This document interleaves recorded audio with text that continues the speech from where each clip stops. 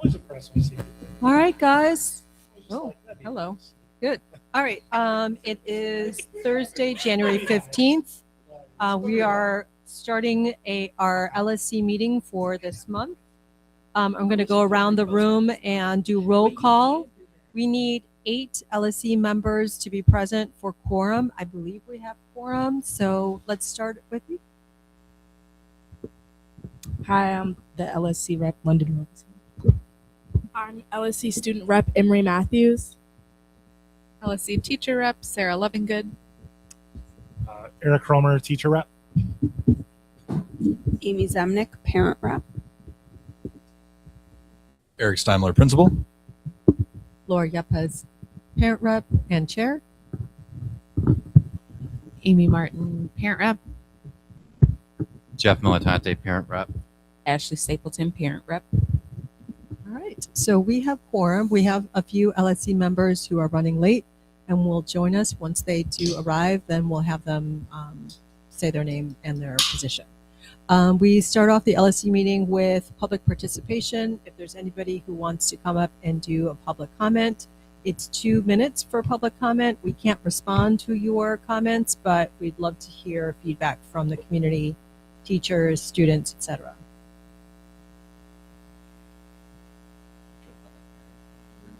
Did she just go around the corner somewhere?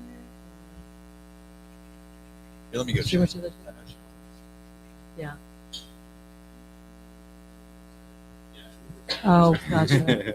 You know, if you want, do you think we should move on to the approval of the minutes and then open it up to public participation? Are we good with that? Okay. So, Jeff, you drafted the minutes for our last meeting, and we did a few edits, but I wanted to make sure everybody had a chance to review. Any comments about the December LSC minutes? Are we ready to approve? Anyone want to put forth a motion to approve the December LSC meeting minutes? I so move. Anyone second that motion? Amy Zemnick seconds. All those in favor say aye or raise your hand. Aye. All those opposed say nay or raise your hand. No one opposes, so that motion passes. The December minutes are approved. Let's move on to, all right, public comment. We're going to go back to that. Go ahead and come to the podium, and then you have 2 minutes. And again, we can't answer any questions, but would love to hear from you. Okay, so hi, my name's Angelica. Some of you guys know me. Two of my daughters actually graduated from LP, and my son, who's at Little Lincoln, will be coming next year. Sorry, I'm just trying to volunteer. So I was talking to the principal at Little Lincoln, probably building some type of relationship with LP as possibly me being a liaison. I think we're missing, LP's missing a really good opportunity to build that relationship with Little Lincoln and other neighborhood schools, so we can have as many kids and many families from the neighborhood come to LP. What brought this was my daughter graduating, my son graduating, just trying to organize 8th grade field trip, senior graduation. That was a huge conflict. I did talk to the principal, and she said, well, there's nothing that necessarily they can't change their graduation, but maybe moving forward, if we know when they're going to graduate, we can have the 8th grade team not schedule their 8th grade end of year field trip. The reason why this is important is because a lot of the Little Lincoln families, they have siblings over here. So this graduation being on the 23rd, us going to Boston, has caused a very good handful of kids not to participate on their 8th grade field trip. Luckily, I have the flexibility because of my job and everything to allow my child to go. I'll go to Boston, pick him up. He'll attend my daughter's graduation. But that's not the flexibility for a lot of families, even financially. So if there's any way that maybe some type of guidance so we can start building that relationship, even with the coaches, possibly inviting the soccer boys, hey, let's go to a soccer game, and have Coach Jeff or even like the cheer team, the basketball. I think the basketball is doing it. So just that, guys. Thank you so much. Appreciate it. Yeah. I just want to clarify one thing. The graduation's on May 22nd, Oh, not the sorry. 20th. It's on Friday. Oh, okay, good. Just want to make, because it did change. It did. That's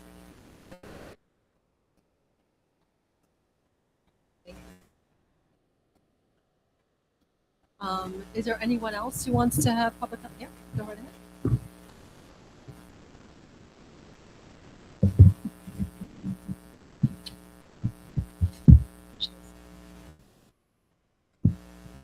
Hi, my name is Sandra Kaler, and I am a teacher at Lincoln Park High School, and I'm also the NHS advisor. I just wanted to give you an update on the thrift-a-thon that we had, the dress-a-thon that you voted yes for.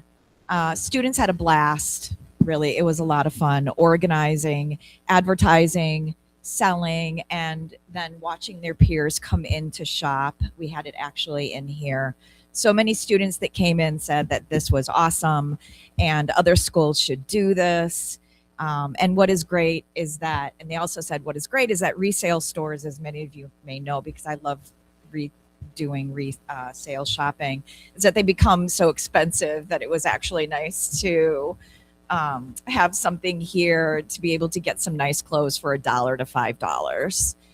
We plan on doing another in a couple of months before prom, and to maybe broaden it by including other clothes besides just dresses. We didn't get as many dresses as I would have liked, particularly for our community. I would have probably have thought there would have been more, but it was also quite a quick turnaround as well. So in all fairness, we did pretty darn well. And it was, again, how do you measure success other than, the students just having such a fun time?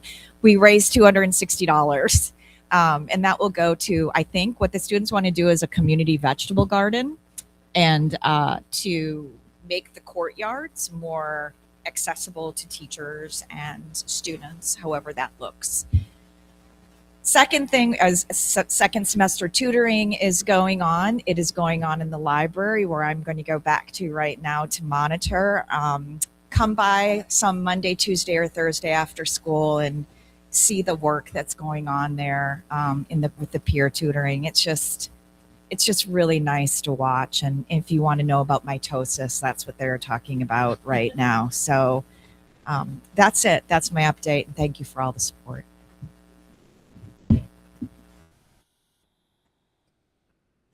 You did your fundraising goal. 260. That's good. Anyone else have public comment in the room? Anyone online have a public comment? If you want to write in the chat, we can see if anyone else wants to speak online. Yeah, I'm not totally sure. Also, like we did shift from Zoom to Google Meets too. Yeah. So I'm gonna actually ask just a test to see if this works. I see Mr. Bliss that you're on here, or Kaylee. Could either of you just raise your hand or try to raise your hand just to see if we can see some type of indication?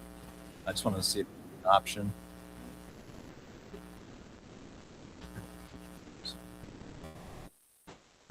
Yeah. Okay, cool. I just wanted to make sure I wasn't missing it, so I appreciate that. All right. Yeah, so we've got a couple more LSC members who've joined us. Go ahead, Paul. Paul Kendrick, Community Representative. And we have Leslie Gonzalez who's joining us, parent rep. Hi, Leslie, parent rep. All right, so let's move on with our agenda. So we have celebrations for Lincoln Park High School. Any celebrations anyone wants to bring up?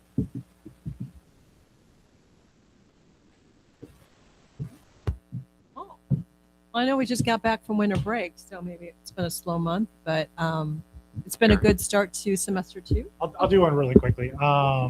Like I know Miss Kaler already spoke, but like as the sponsor of NHS, like I remember being in high school, and NHS isn't like just a club; it's a super club. It's almost like being on an athletic team. and it's pretty cool to see that being an active club within our school again, and extra kind of celebration of Miss Gaylor, because that is a lot of work she's putting in for no money. So I think it's very worthwhile to make sure she's getting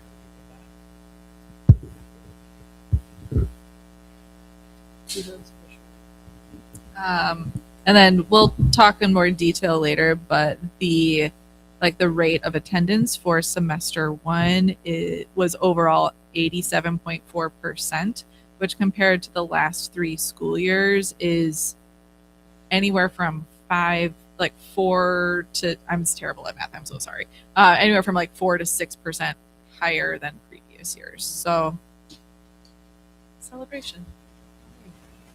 Yeah, we'll definitely get into attendance a little bit more in the attendance committee updates. All right, so report from Friends of Lincoln Park High School.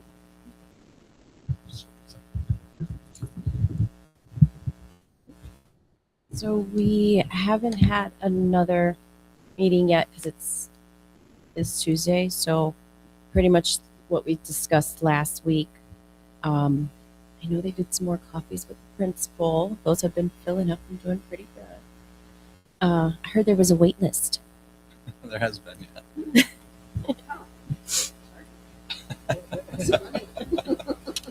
Right?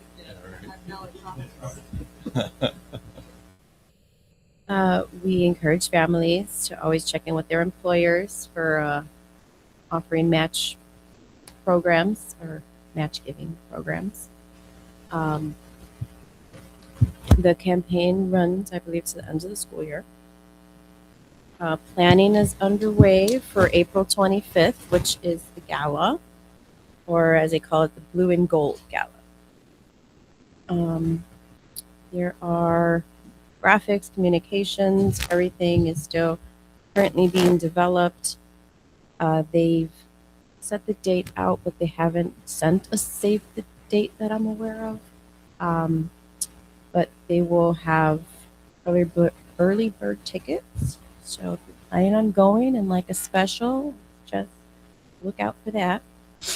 The gala always tries to get families to go. That way we can connect and relax in a nice atmosphere. It's very festive. There's always lots of drinks and plenty of appetizers. I don't know if there's food or it's just appetizer food, but I'm learning as well as everybody here. What are they going to do with the gala, like food wise?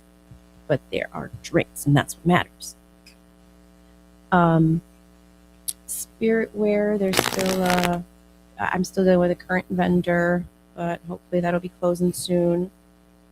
I'm not working with that vendor anymore.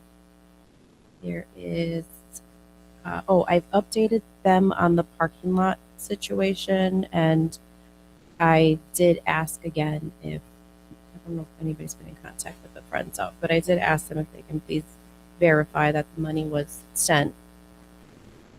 I've asked a couple times through email, so that's still, I hope it has been.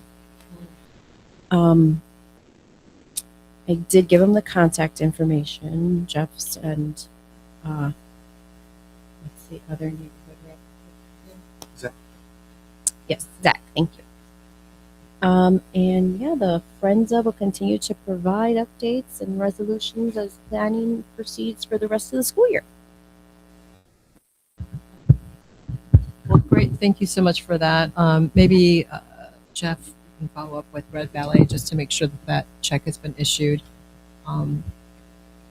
Yeah, thank you. Thank you for that. We're going to move on to principal reports. Mr. Steinmel? Cool. The major focus of the principal's report this time, I'll just touch on like 2 to 3 other things, but the major focus of today will be our IB evaluation. And so I've asked our coordinators to join us today, but the simple things I kind of just want to keep you updated on overall at the school. We'll talk a little bit more in our budget subcommittee about some of the shifts that we're making to help bring more financial opportunities to our school. I'm actually really excited about some of the creativity that that we're going to share out a little bit later. But again, we're finishing up the sports are kind of winding down and finishing up, which has just been really great. Big things I want to remind you of. This is LSC time for if you want to be on, like, definitely for the next 2 years. So I want to bring that up now. It's next Tuesday. Definitely would hope that anybody who's on the LSC would consider coming back. Also, we've been very intentional about putting communication out to our families, even focusing. I sent a targeted email to also freshman families, just because they're here for 3 more years, to keep that continuum going. But I just want to keep emphasizing that work. Ms. Morris is our liaison, who will be running the election, but also helping people who are filling out and submitting all their documents for that. As for the CIWP, and that's kind of the last thing I'll just kind of touch on really quickly, because I think the subcommittees are actually addressing a lot of things that I normally want to bring up, like the attendance, budget, financial. But CIWP, we're moving forward with our CIWP, keeping it updated. We are starting the process for identifying the new priorities. They're going to be very similar to last year's priorities, but I found out in the principal advisory committee I think it was actually yesterday, they're actually changing some of the things and what identifies what. I think that was frustrating to some of the principals, as they were already kind of thinking in the frame of just the categories just may have different meaning behind them.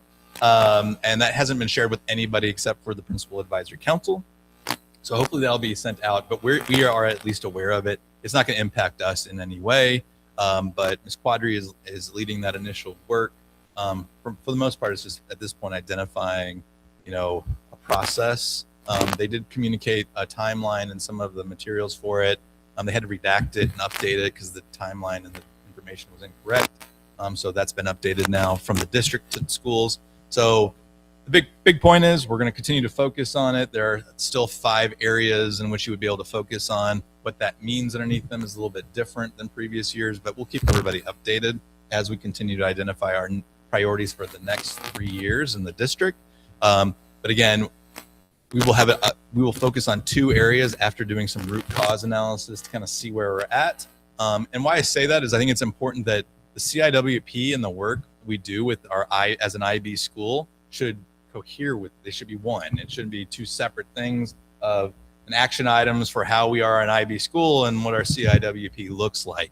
And I think that's important to emphasize that, especially with what's coming next of having our evaluation, kind of sharing out some of the real celebrations associated with it, but also some things that are some clear next steps. And so I'm going to turn it over to the coordinators in just a second, but before even doing that, I just need to emphasize how much I really appreciate how hard coordinators have worked to prepare for our evaluation that we had this fall, to really engage authentically our entire learning community in this process. They worked very, very, very, very hard to do an authentic reflection of where we are at a school, to the point that when the evaluators came here, there were, to me, no surprises whatsoever. And I'm sorry if I'm not trying to ruin any of your statements, but one of my big takeaways that I wanted to really get to it is, one, to be able to kind of celebrate and acknowledge the hard work that we have been doing as an IB school.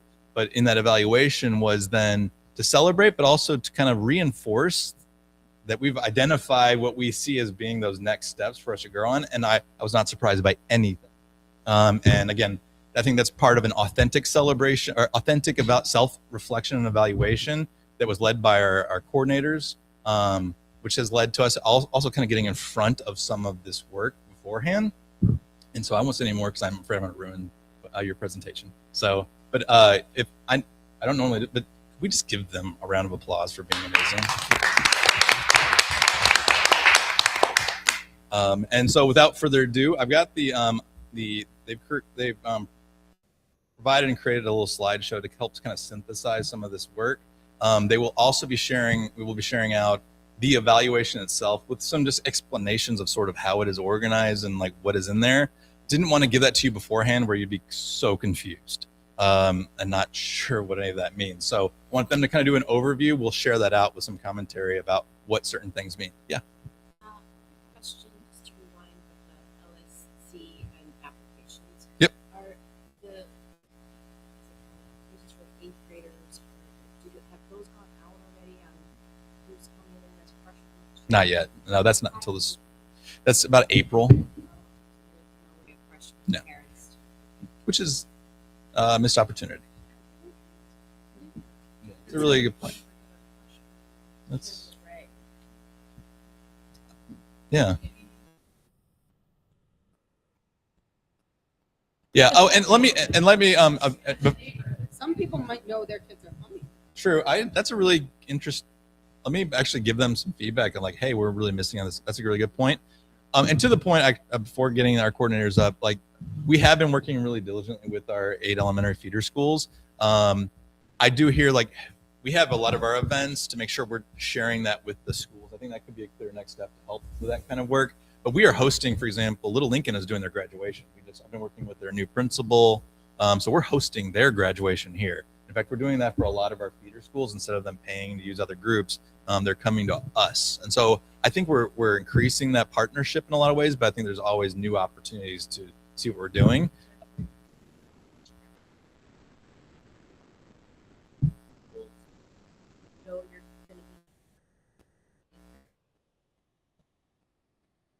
Let me see if they can.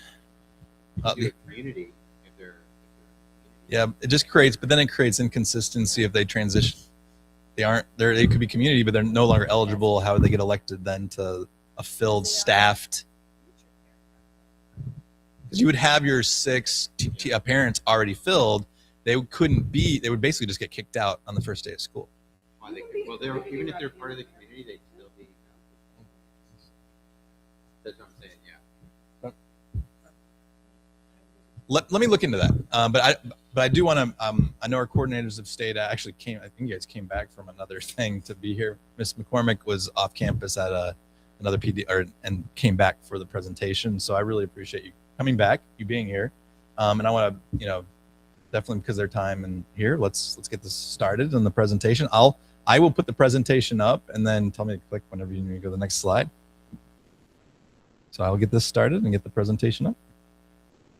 Yeah, so the microphone so that they can hear it.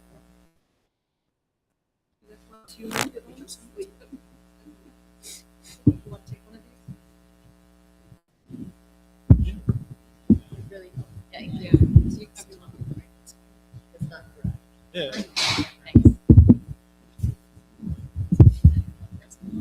No, it's. Are you cold?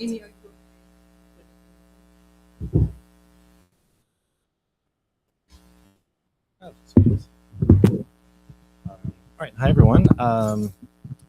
If you want to go to the next slide, it's got our names on it, so you can read them too.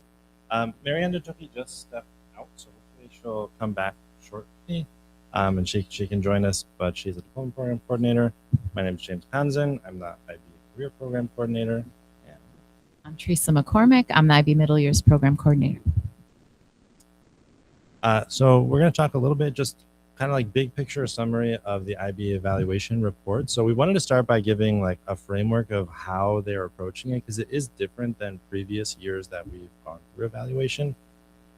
Now, kind of like what Dr. Simon was saying, there's a lot more like front loading so that there aren't surprises, and we go through like we submit all of our paperwork a year previously. So the visit itself is a lot more focused on follow up of like what's working well, how are things going in the school, getting a sense of how things are functioning, and then trying to like give us recommendations for how to build on that. So they call it an appreciative inquiry model. So we kind of see some of that in the report. Is it helped us to see a lot of really great things that we don't even necessarily realize how great they are, because they're like become normal for us, but they're like, this is not normal in the rest of the world. So celebrating a lot of those accomplishments, but they also gave us some feedback, so we'll go through that shortly in the summary. In terms of how it's structured, did you want to talk about that part? I'll do it. No, I got it. Okay. Yeah. I'll do it. Okay. Hi. You'll just sorry. My bad. So the way that the report and the visit is structured, so we have program standards and practices for our programs, for all IP programs. And they're organized by these 4 categories. So purpose, culture, environment, and learning. And when they're giving us the feedback, so when you actually look in the report, you'll see those as sort of like categories you have for all of the standards that are listed. So it'd be like learning, 0243, whatever. And those all align to different standards and practices. So what they're looking for is essentially for each standard in practice under each of these categories, what is evidence of us meeting those standards? So that's what you'll see in the actual report, but it is like kind of a lot. So we pulled just a summary of it. In terms of how the actual visit looked, just so you can kind of wrap your mind around what that looked like. I'm not sure if you have the slides, but we linked the agenda so you can see the real agenda that we did use for the visit, just to sort of see the flow of things. Basically, the IB meets with all of the school community stakeholders in different meetings. This is my third visit I was here for. I think they did it much better this time, the way they organized it. It used to be by program, so MYP was sort of separate in all the standards from the other programs, but this time they mixed up. Sometimes they mixed up the programs, but more importantly, they mixed the subject teachers up. So you weren't just talking to math teachers, you weren't just talking to Lang and Lit teachers, which is very IB, because a huge component of the IB is this interdisciplinary idea, which you're going to see as something that we may be working on in the future. But so I like the format of it a lot better. So meetings with everybody. Some of the meetings we were permitted to be a part of. Others, it was no coordinators allowed, no admin allowed. So they really got to hear what the teachers thought without teachers feeling like, they couldn't say something. So it was very honest, very authentic. And I feel like it was a really good representation of what we have going on here. The parents were great. They couldn't say enough things about the students, but we'll get into that with the highlight slide. Okay, so highlights. Okay. Being able to read. Okay, they focused on, the IB was very impressed by how inclusive of a school culture and community we were. And Mr. Kanzen liked this quote on the right-hand side. He pulled it right directly out of the report. The concepts of community, diversity, inclusion, and compassion, essential to nurturing, inquiring, knowledgeable, and caring young people, permeate and frame the work of all members in the school community. And we just thought that sort of summarized this whole idea that they felt when, and they were in classrooms, they were talking to everybody, they really could feel that in all the different parts of the visit, no matter who they were talking to or what they were seeing in the halls and the classrooms. They were really commented on how we have a strong student support and well-being. They really liked the Peace Room. They visited all the different places where we allow student support. They talked to counselors. They know about the number of social workers we have and what they do. So they really felt that there was a lot of support for students in their academic journey here, and all the programs were all IB, so it was impressed the school. And they were impressed by the teacher expertise and the support of students. And the students spoke about this as well, so it was really nice hearing especially from the students, that they felt supported by their teachers. It's one thing when the teachers said it, which is also true, but to hear it from the students, they really kept highlighting how that came through as a strong point, and how the students felt safe and like this was a good place for them to learn, and they felt like they belonged here. So all of that were the major highlights. 100-page report, not quite that long, but so you'll have it. Yeah. Really nice. Yeah, and again, these are just like big trends in it, so you can kind of see examples they point to in terms of how they pull this stuff out. But yeah, lots and lots of positive feedback from them. I think we felt like they did a pretty good job of like coming in and being really open and getting to know and look at all of the great things that are happening here. So yeah, lots of highlights. Doing that. I'm Marianne DeTookie. I'm the IB Diploma Coordinator.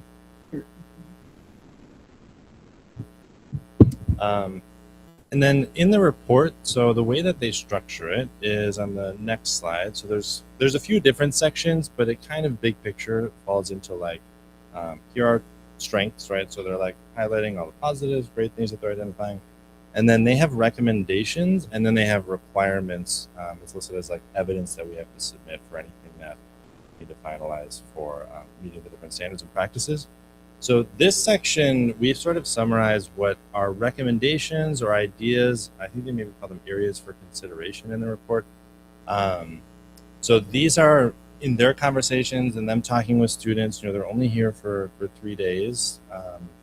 what they think could be some ideas for us to work with. So just to be clear that these are opportunities that we can kind of like take and use as advice, things to explore for us. So the first thing they do highlight is the need for additional support for a personal project that Ms. McCormick is managing many projects. Something too that they always emphasize whenever we're talking to anyone outside of just CPS is like, we don't always realize that we are massive compared to like the rest of the IB world, right? CPS is the largest IB district in the world. Like, we do things on a scale that is much larger. So sometimes when people come here, they're like, how many projects? Like 550-ish projects? Yeah. So it's a lot. So they're like, more support. It's a lot of work. So that was one thing to just emphasize and highlight as a good suggestion. They emphasize branding and outreach. Like, there was an emphasis of like making sure that people are very aware when they're here that this is an IB school and that you're in IB MYP, or you're part of this program, or if you're in the Bone Program or CP, right? So that was a recommendation you'll see in there. Improve communication around changes with district and school processes. So there's a recommendation in there about like making sure that it's clear when you're trying. I think that was mostly about like making sure resources and materials are ready for courses. Another recommendation was more systematic collaboration between administration and coordinators. So more like formal scheduled time where we're working as coordinators with administration around decision making, and I think it's tied to that like clarity of communication thread that they recommend. And then exploring or continuing to explore different avenues for access to the full diploma program and deeply course offerings. They have a few ideas that they've listed in the report, but there's already some conversations, right, about the access piece and course offerings there for DP. And then we also, as part of it, we have to do a program development plan, which is kind of like the IB's version of the CIWP. So ours is aligned very closely with the CIWP. And I will say, they said that this is the best PDP, program development plan, they've ever seen. So great stuff there. But they said that part of it was like our emphasis on curriculum, and especially we've been focusing a lot on unit planning, but approaches to teaching, which are part of the IB approaches to teaching. They're like, based on what they see and what we've done, like continue working on that, continue building on that was a recommendation of theirs. These are recommendations that you can give as some context for when you're looking through them in the report. There are just, I'll make a quick note too aside, it's not on the slide here, but in the report, we added little like annotations on the side, because for some of them, like again, they were here for 3 days. So sometimes they like put something in and it's like not quite accurate. So we put like a little note and it's like, here's some context for this thing, or like, we remember the conversation that we had that led to what it says, like, this is what this came from. But of course, if you have questions, we can answer questions. And we had a follow-up session with them to also just do some clarifying. That just won't be in the report. And that's where a lot of the connotation, like the notes that you'll see, is kind of also are some of the follow-up and some of the conversations we've had post-evaluation, because that just won't be displayed in what we receive. And I think these are some really good things, and I don't want to take too much time, but as we start talking about some of our future resources and future things, these are things for us as an LSC to consider as we reflect on the CIWP, as we look at our budget. I really want to emphasize like that personal project component to it. I was at a summer training, and I'm talking about 2,114 students, and ultimately most of the schools that were being represented by heads of school were no larger than the entire sophomore class. And so, to have a class of 560 plus to do personal project where most schools are doing 100 at most, and those are large. We make this team, I just want to emphasize my celebration of these 3 people here, really work hard to make sure every student gets what they need in MYP, DP, and CP. But we need to maybe reflect on how can we support and supplement that work, because Ms. McCormick just does the work. But what are ways in which we can reinforce and support that so we don't, one, burn her out, but also can ensure all 560 are able to have robust experiences. So just want to emphasize some of these things.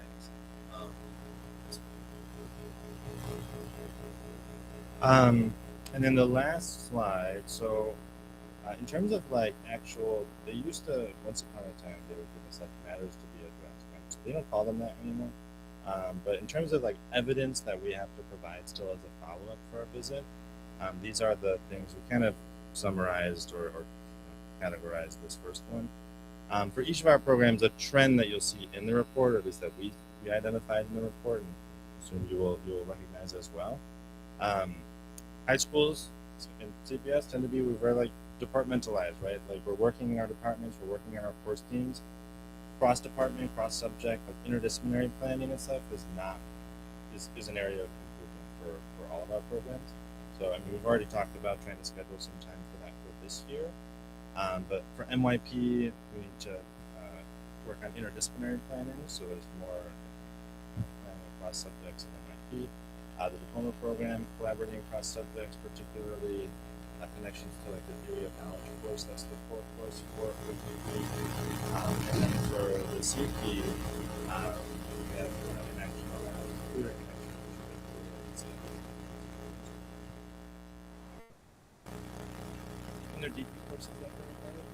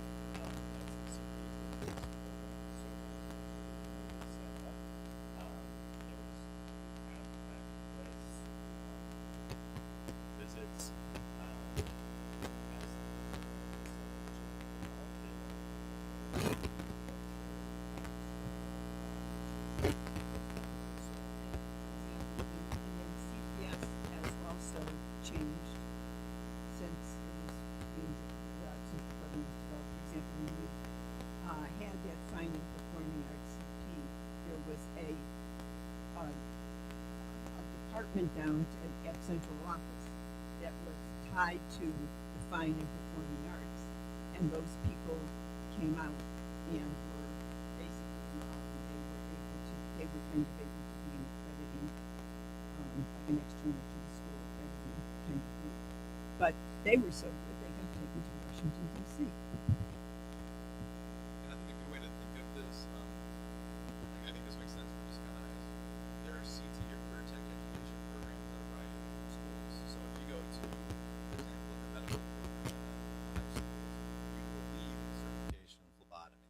And so there's this level of like, quote, usually it's an assessment, it's accredited outside of that school that's kind of what we're talking about. And it's not exact, we don't have that program, but something along those lines about how can we build a more robust external accreditation or like external program at a different university that is getting credit for those specific programs. It's kind of I'm kind of excited about the opportunity because I think it's going to continue to build. This program has gone from 16 students to over 100, right? I mean, or near 100. I mean, it's really grown. And so the cool but hard part is how do we do that scalable? How do we scale that up? So these are fun problems for us to work through. Is how do we scale up providing these type of accreditation for so many students? But it's also an opportunity where our students will leave again with, college or career or college credentials to support that program.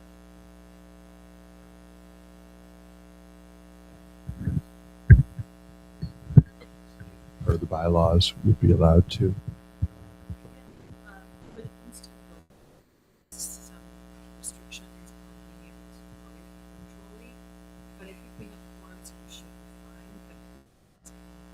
I also don't see. Okay. All right. We'll just keep an eye out, I guess.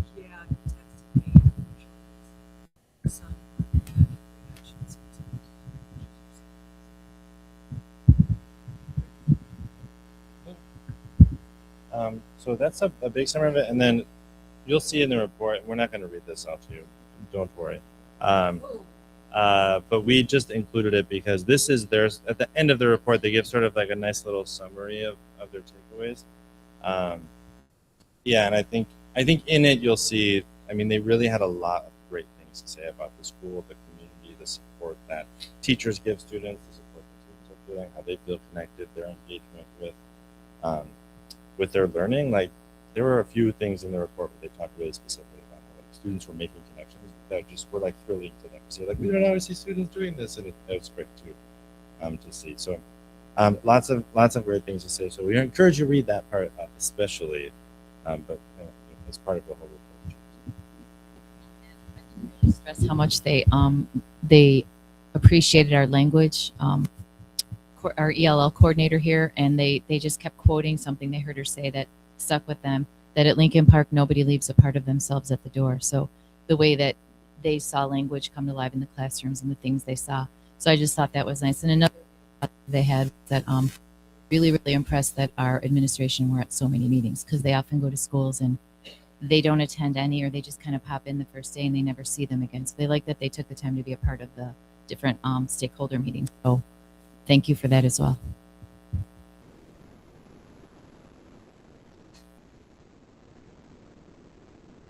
I'm going to ask one question because I have really positive experience in days. It's an amazing report. If you were given some additional resources,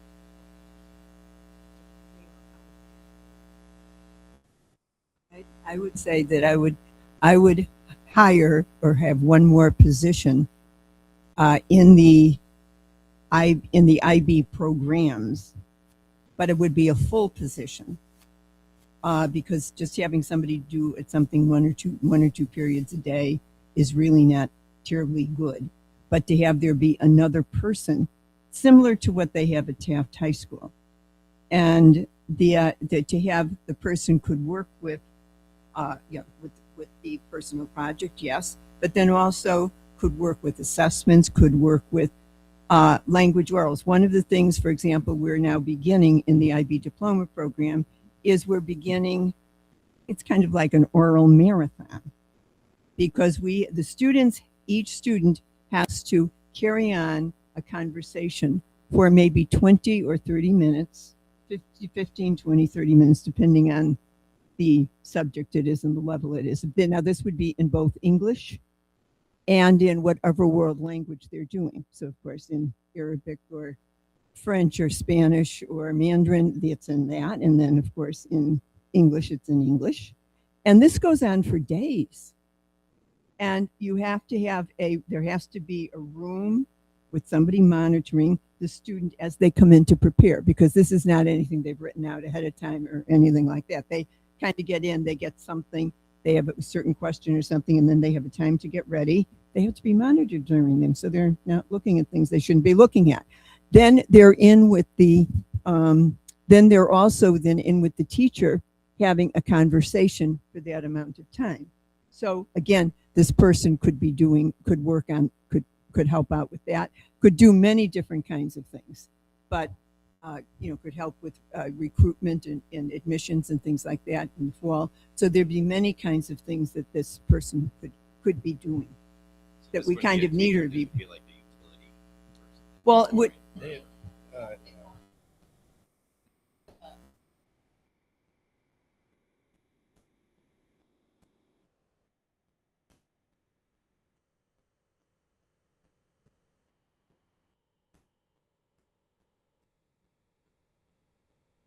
And chaperones to go with them, and etc.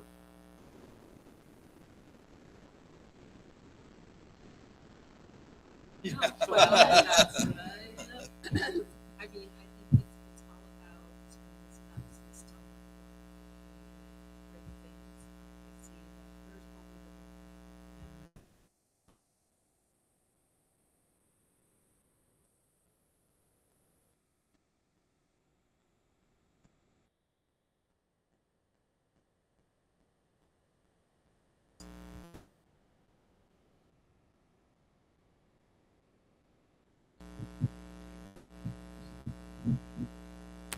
Yes. So just for a next step, I shared the presentation with you while they were presenting. We intentionally wanted them to present out first, so you're not just overwhelmed with the report. So you kind of understand how it's organized. I also want to make sure that they had ample time to go through the report and kind of make just notes, so you understand like what, because it is, full of jargon, and if you're not interacting with it on a regular basis, what I've learned, jargon you'll lose your understanding of it. So I will share that report with you. If you have any other questions, please follow up with them or with me. We did prepare to how to move forward even at the beginning of the year, kind of anticipating these things. So for example, those 3 priorities of how do we interact with our teachers. We're going to utilize our flex days that are designated for programmatic needs and synchronization of the work. I have 3 principal directed times for the most part. I've been focusing 2 towards TCTs and then giving the 3rd back to teachers to kind of work on things. We will intentionally lay some of those out so that diploma teachers will work with Ms. Tookie, where our MYP, with McCormick, CP with Mr. Kanzen, just so we can able to, one, it'll be a part of our response to IBO, and then to lay out that work. And it's aligned with the work we're already doing. We've been focusing on scope and sequence. February 17th, I have teachers turning in all their Unit 1 plans. All of this is coherent. And so as we work on our CIWP, curriculum instruction, I anticipate, not to over predict, but that is one that should be at every school in the district.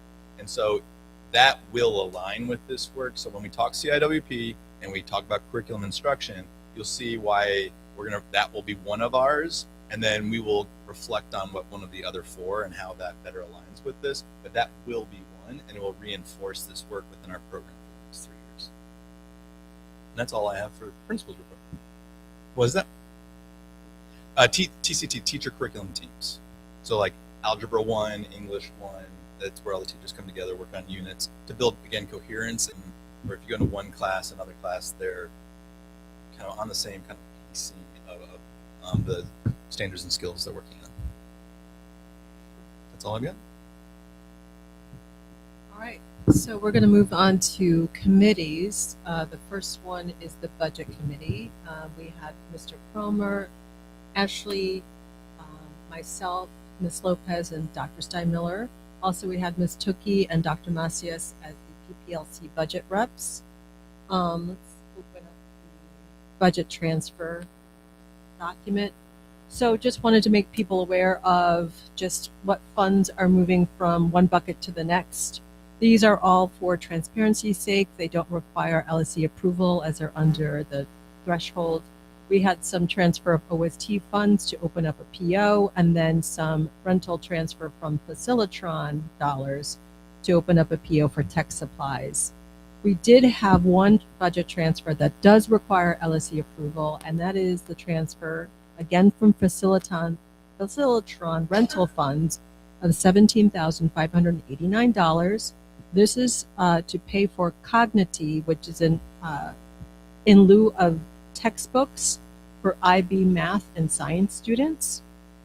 This is an annual subscription.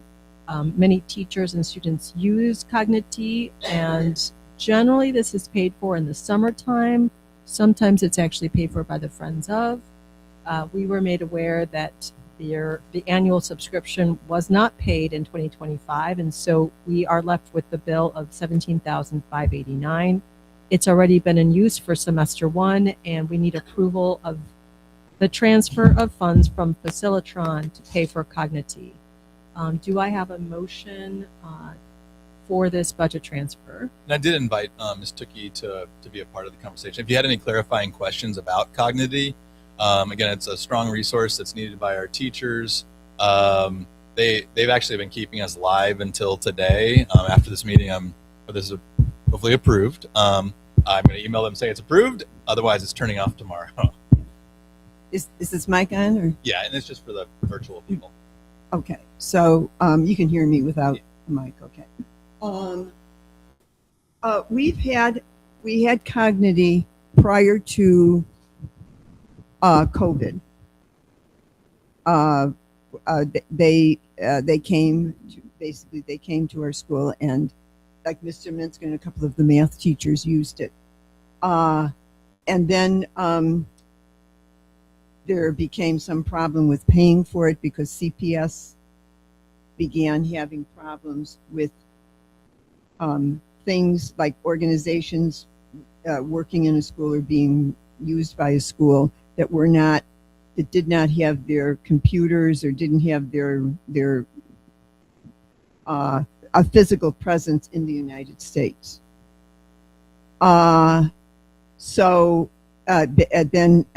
Luckily they were here for part of COVID, and then they weren't, and then they had to get themselves reapproved, and then then we had to come back, then we had to try to apply to do it.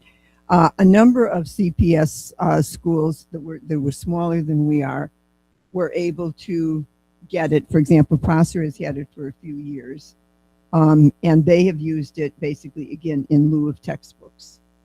And they have all of their students who are involved in the diploma or CP program using it.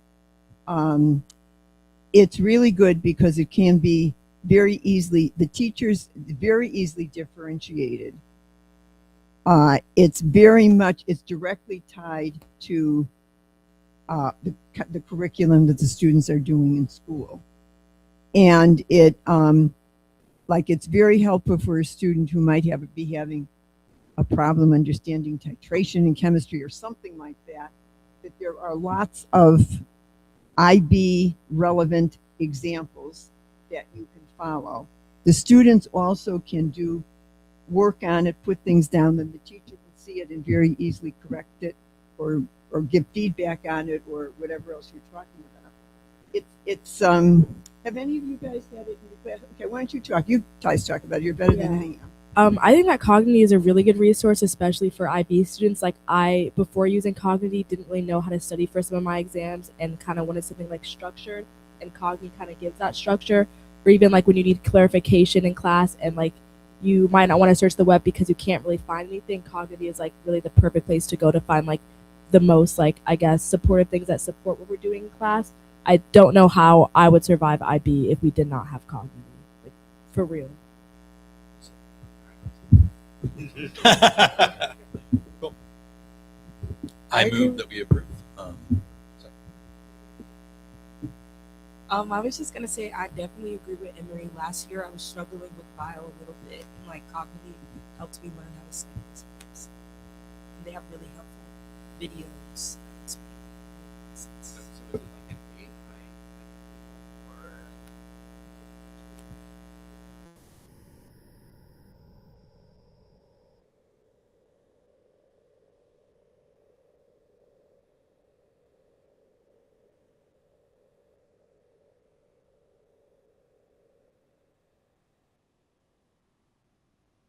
It's just a self-guided.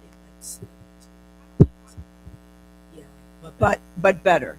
Yeah, it's not better. just stuff all thrown in. And in fact, you know what I might do is, if you want, maybe for the next meeting, we could have a couple of the teachers that are in it could do a 10-minute demonstration so that you could see what you're paying for.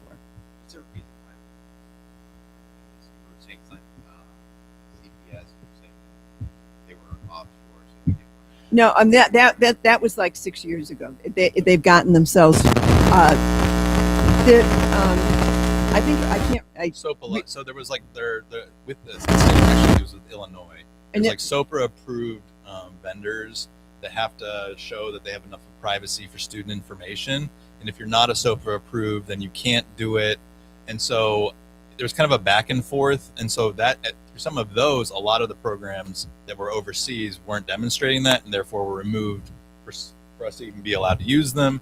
It was a big back and forth for a long period of time. Then it was a point in which CPS, then if you weren't approved from the state, you weren't a vendor for Chicago Public Schools for about a year. Then you could CPS, you were no longer a vendor. That's where Friends Of had to pay for it because they were approved for SOPA, but they were no longer vendors. We actually helped them. We helped them get it. And, yeah. And even some of you may or may not have heard of this turnitin.com, which is a plagiarism check kind of thing. They too were in, and then they got thrown out for about a year. And we at Lincoln Park High School had to work very hard to get them approved again by CPS. And really it was the work that the teachers that we did that got them approved again by the state and by CPS. So, we need both things, and they are used. So let me ask a question. If we don't approve this for whatever reason, I mean, it gets shut off essentially without the approval. do we still owe for the first half of the year? We might. No, we No, don't. we don't. Okay. No, we don't. I've been directly in touch with them. They actually turned it off like leading up to the winter break. I explained that, look, I can't give you money for anything without LSC approval. It's over $10,000. They even asked if we split it. I said no, that's like streaming. You can't really do that, right? So, so it is a useful tool. I fully support the need of it. I know the science teachers have come to me asking for support for it. They kindly turned it back on, just for us to be able to use, literally until tomorrow.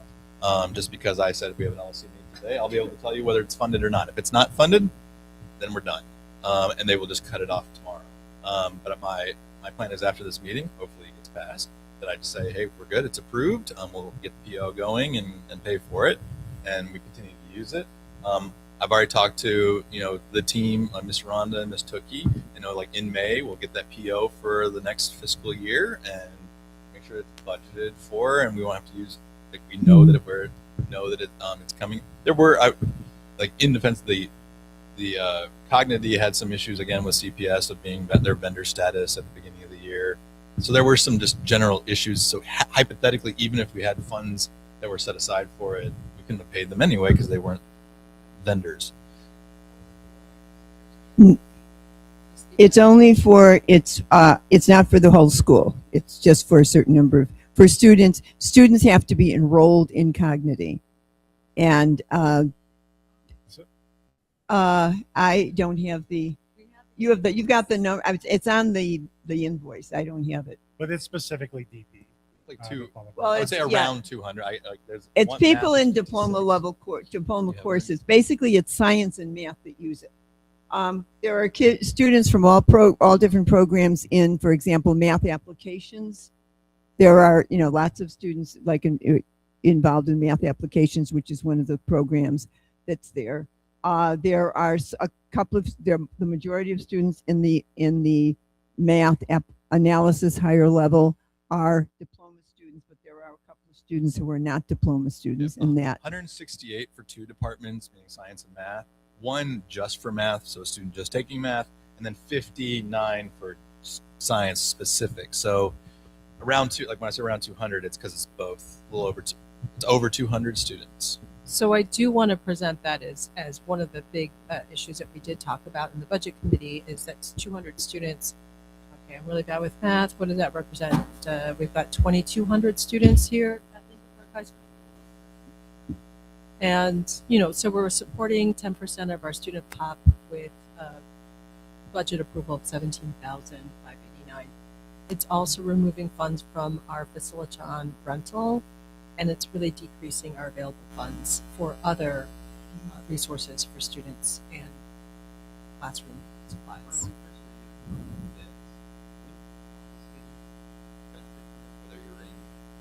But the license, it's No, like no, I know. I'm just. it would be really expensive if we were to provide it to every student. And beyond that, they do have, way more about this than I do, so tell me if I say something wrong, but they do have other specific courses, but the things that they're utilizing part are specifically these IB courses. It's not quite curriculum, but it's like curriculum. It's like a supplement to their curriculum, and specifically for those classes. In other words, Cognity does not have anything for advanced placement classes. I feel like I know that we're saying it's only for 200 kids, but also those kids shouldn't be penalized. Like the rigor of that program is a very rigorous program, and I think we should be doing everything we can to support them in the program. And if we're hearing from the students that they're saying it's a really helpful, I'm curious from the teachers, but from the student perspective, if they're saying this is really useful and helpful for them, I think it's important that we support them. And I firmly agree. I think Ms. Yepis' point, which I can agree with, is we definitely don't want to get having to get into this budget for these types of things, especially as I think you mentioned in the subcommittee, this is meant to be money that's all school, whereas this is not. That said, I agree with this fund is something as we move forward we probably don't want to keep going.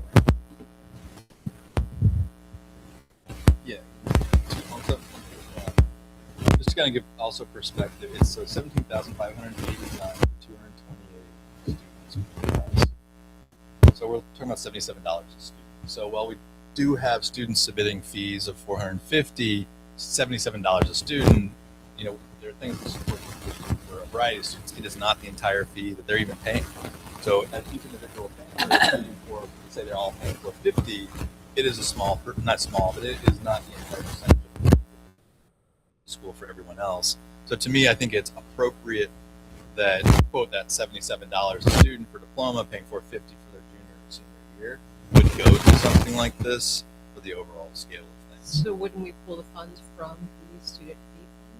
I think, and that's also the timing of this, and that's why I communicated with Ms. Tookie, but also Mr. Ronda. Like this goes, we do in the beginning of May, we submit departmentally like requests, put that request in that time, and then we'll make sure the funds come out of fees in the future. All of our allocations for funding of utilizing the fees, we had that set in May, and so because this was coming in like October, November, those funds weren't allocated for it. That's why we're using this as a source for right now, and in the future it would come out of fees. Yeah, and it would come out of math too, so it would be science and math that they could come out of. So yeah, we'll make sure it comes out of fees in the future. I'd love to just like talk briefly about just the concept of like textbooks and content broadly, because like our school spends so much money on textbooks, like all schools have to. Cognity as like a content, it can function as a textbook, but then it offers all of these other like ways to support students. Whereas like if we're buying textbooks at one time, which are extremely expensive to get like hardcover, like full color, high quality textbooks, we're going to need to replace those sooner and sooner, just as like more information and technology becomes available. So I personally think that we're heading in the direction of more subscription based type of textbook things, just like as a society in education. So I don't know if this is going to be something that we just have to like swallow every once in a while, that we have to spend a bunch of money on these sorts of high quality textbooks. And I also know that as a teacher who depends on like the curriculum materials that I have for the entire year, to have it taken away from me in the middle of a school year, especially leading up to IB exams, would be totally disastrous. I think a lot of people would be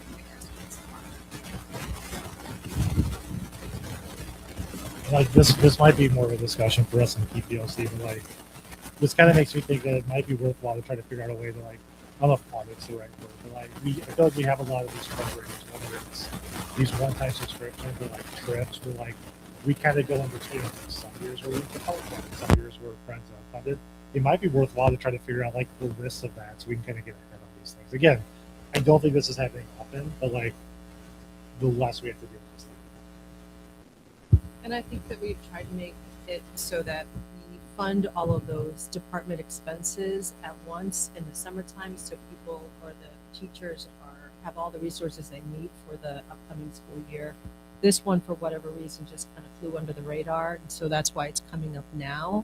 It is a hefty price tag, but you know, honestly, I feel like with the discussion here, I would like to put forth a motion to approve the $17,589 transfer for the payment of Cognity annual subscription. Would anyone like to second? Principal Steinmiller seconds. All those in favor say aye or raise your hand. Anyone opposed say nay or raise your hand. That vote was pretty much unanimous, so that is approved. We will fund the Cognity subscription. Thank you again, Ms. Tookie, for giving us some background on the use of that to the teachers. Oh, so even a negotiated deal at that. I like that. All right, so moving on to the other meeting notes from the budget subcommittee meeting on Tuesday. I'm going to pass through that. Student fees. So we have a few student fees that do need LSC approval. These are fees that are requested from teachers for specific events or field trips. In this case, we have a ton of events coming up for seniors, graduating seniors. I'm going to Sounds good. So there is a senior bowling event. Seniors are asked to pay $35 to participate. There's also a senior luncheon. Seniors are being asked to pay $50 to participate. There's a senior grad night. It's an event at Six Flags Great America.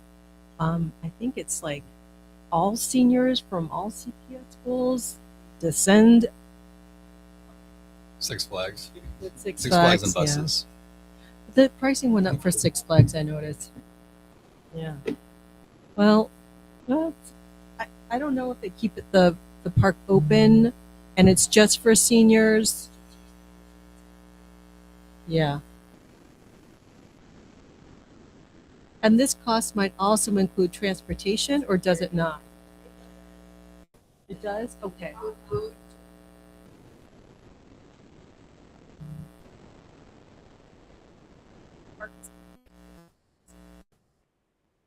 And so it includes food too. Oh, there you go. That's like $100 right there. The other senior, no, that was it. So we've got 3 senior expenses. I'm going to just kind of lump them together and ask for a motion to approve these fees for seniors to participate in bowling, luncheon, and grad night. So moved. Anyone want a second? Okay. Leslie seconds. All those in favor say aye or raise your hand. Anyone opposed, say nay or raise your hand. All right, so all 3 of those are approved by the LSC unanimously. Let's also talk about, we've got some trips coming up. There's the Spain and Portugal spring break trip. Students, this is a direct with the vendor. They started to sign up last year.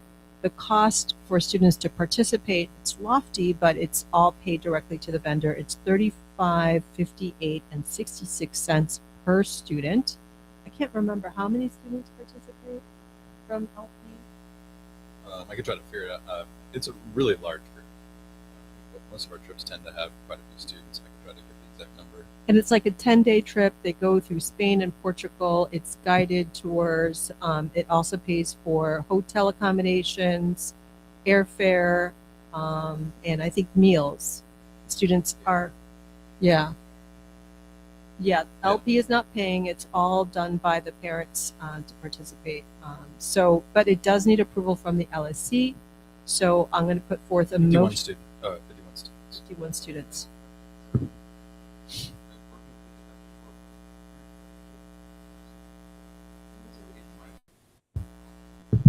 Just because I think you may not, but so the one thing we are, Yeah. I hear you. The one thing we were just seeing from the district is when we do field trips. So we have to still document this field trip, right? Because this is our students. It's Lincoln Park High School, so they don't care. And so still some of the check boxes that you go through for international travel is like over winter break.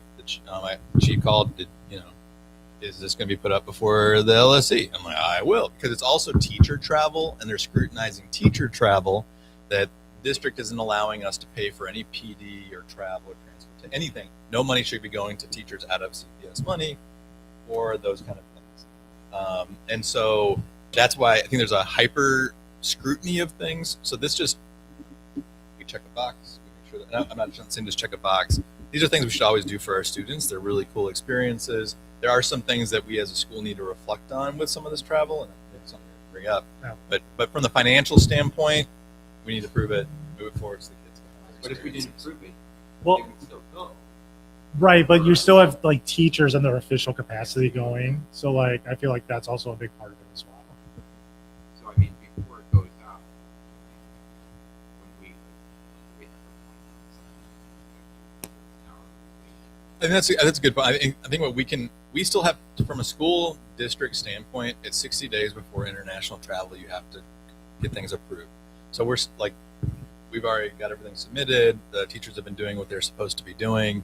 That's something we can share with teachers if you're even starting to plan it.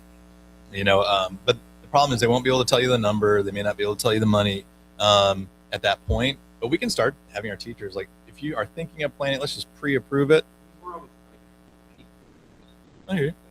We can do that where it could even be a part of, we don't have the trip and all the details, but we can say that,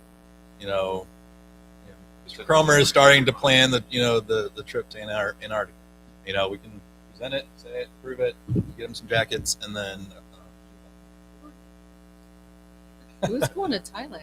That's what I want.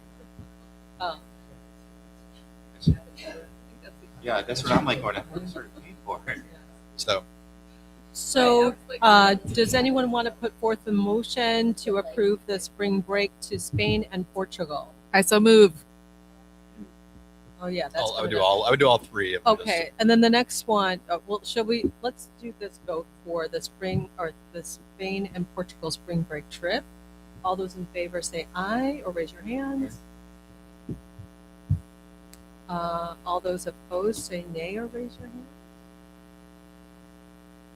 All right, I think we got 8 votes. It should be unanimous. Okay, some have stepped away, but so that is approved. The next one is the China international trip. Students are being asked to pay $66.10 and 65 cents for the trip. And how many students? That one is 12. 12 students who are part of the Mandarin program. Yeah, and this is that opportunity hasn't really been available. The district is they have different levels of rating of countries, et cetera, in which they would allow student travel or not.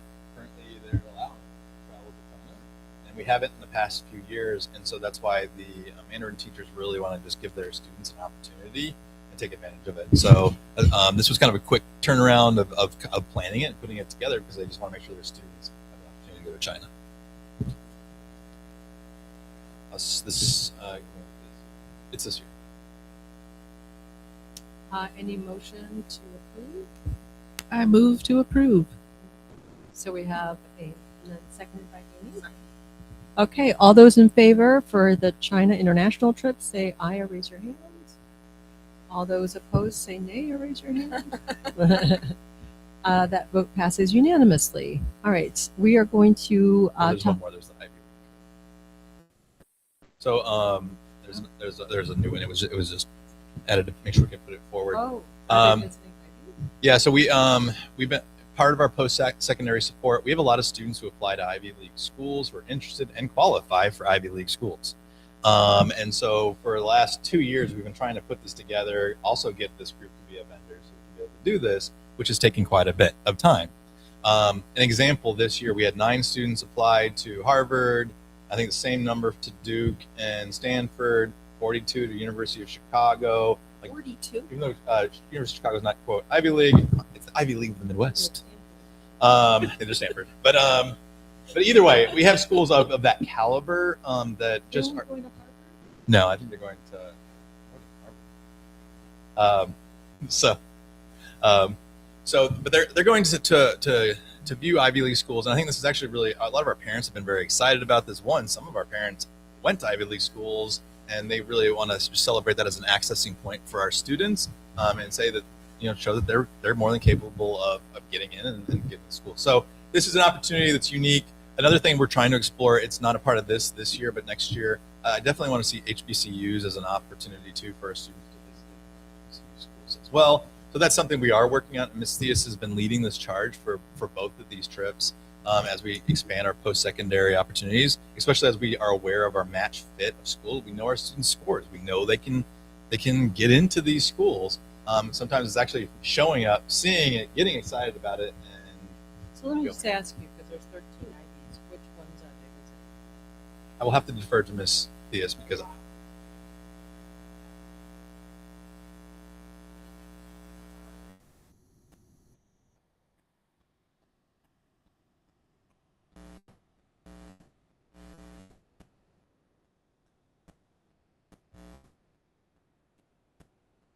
And they'll be gone for like a whole weekend, or how many days? How many students do you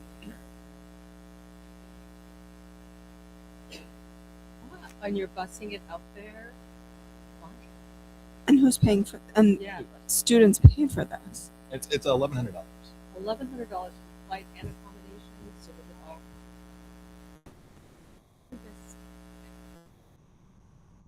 Wow. Is it This is two-door room? great. Four-door room? I would love to see more of this kind of travel because students, obviously, it's a great opportunity to see what's on campus, what the potential is. There's not a lot of Midwesterners who go to the East Coast for school, so making that approachable for them, I think is great. Is this for you? That's so cool.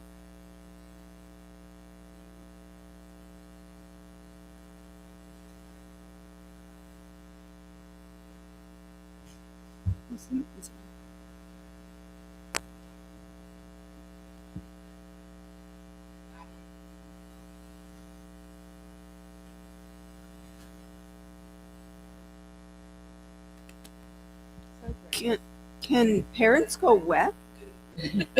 I don't want to go. I'm just curious. Like, if you wanted to go as well with your kid, can you pay your own way? This seems much more economical. Let's have this experience first.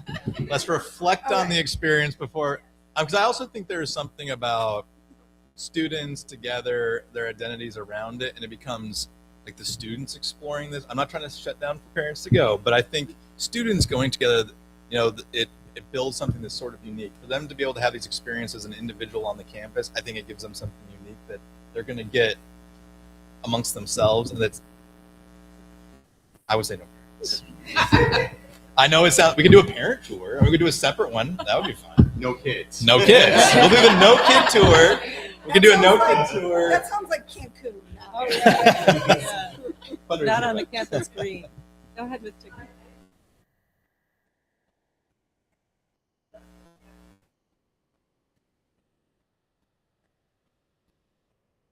Yeah.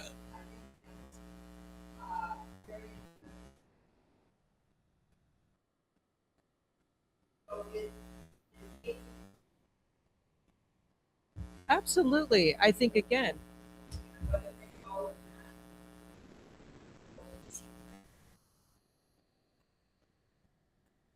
Yeah, I'll say during the assemblies we were talking about programming. We were really talking about the emphasis of grades and how that was important, and talking about applications and working with Mr. Young.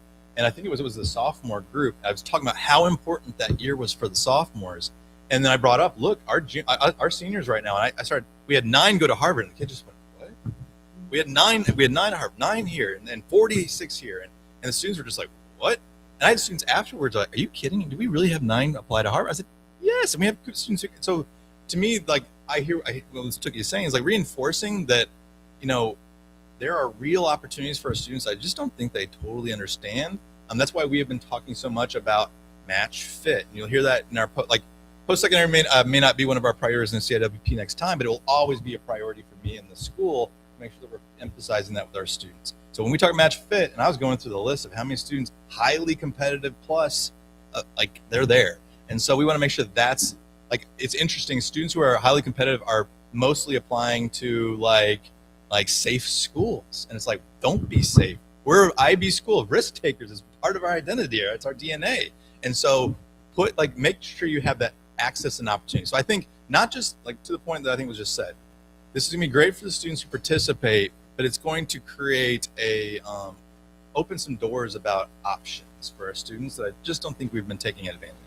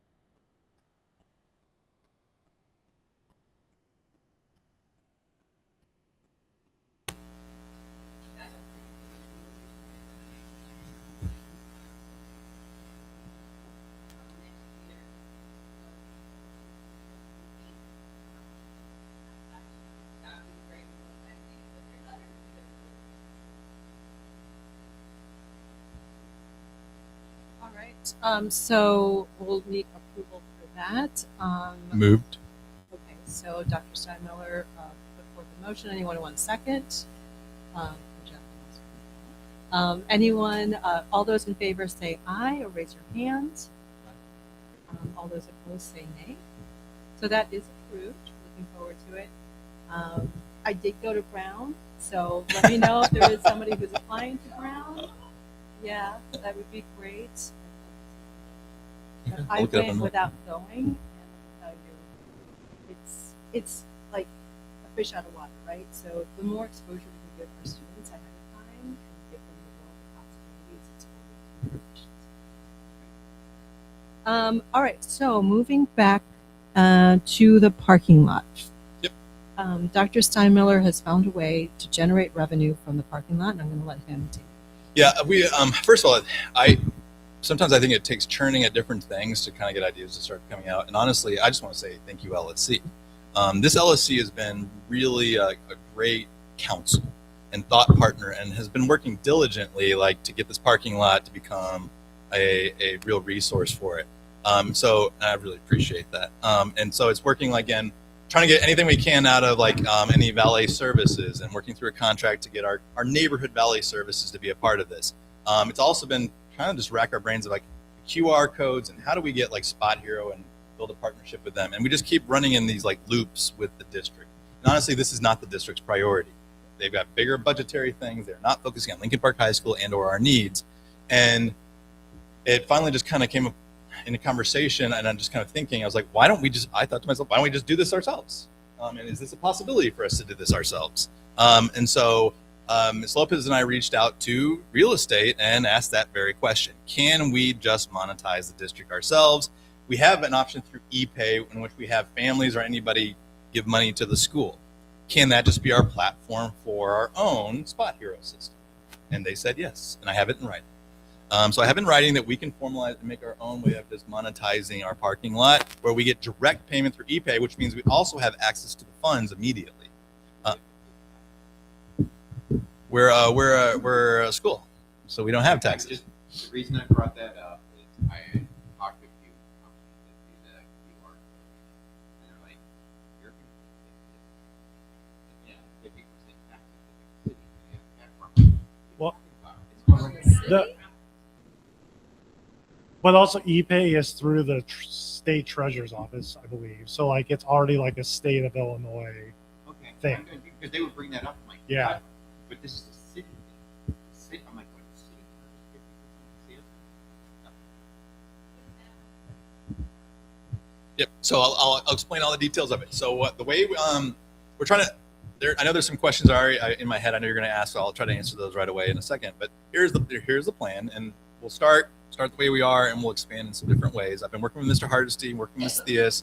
So we already still have the old signage from a year ago from Chicago Parking Solutions. What we're going to do is not take the signs off, but on top of the signs, we'll put our own QR code. It will say $10, 4 hours maximum. If you need to re-up it after 4 hours, re-up it up to 4 hours. It's $2.50 an hour, basically. But $10 is just upfront. It'll be from 4 p.m. To 5 a.m. weekdays, and then 24 hours on weekends. Violators will be towed. We're not going to tow anybody's stuff at this point because we don't have capacity for it. But what will happen is, as this becomes more lucrative, we have some future options that we would like to think about how this could work. Meaning, if we have actually enough funds in where we could even put, like, up closing gates that you can close. Those are future things. So again, there is a plan for how we can, like, make this more of get more income from this moving forward, where teachers scan in and out.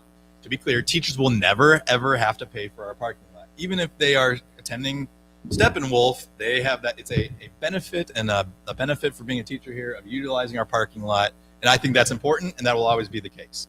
So I'll communicate to the teachers so they're very much aware. They will not have to pay their $10 if they want to leave their vehicle here overnight because it broke down or something, or whatever. It broke down.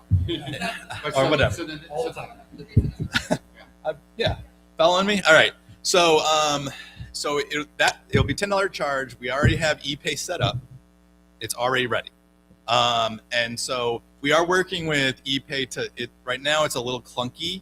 but we're working with ePay to make it a way where it's just a quick drop up 10. You put your plate in, and then you're documented. In April, we will have our parking lot, hopefully April, our parking lot resurfaced. And when it is resurfaced, it'll be relined, and we'll put numbers for each one of the parking spots. So in the future, when you park, I'm at parking spot 22, license plate, and then at that point, it's going to be, then if we have security, for example, they can go out and check spot 2. Hey, somebody's in parking spot 5, they're not there. Then we can start doing a little bit more of that enforcement. But to be honest, if we had just 10 people pay $10 and we get $100 a day, that's $700 a week. That's $1,400 every 2 weeks. That's $2,800 a month. Like, it's money we're not getting anyway. We have Chicago Sports and Social. I've already communicated. And then we can afford Cognity. We can afford Cognity. Check.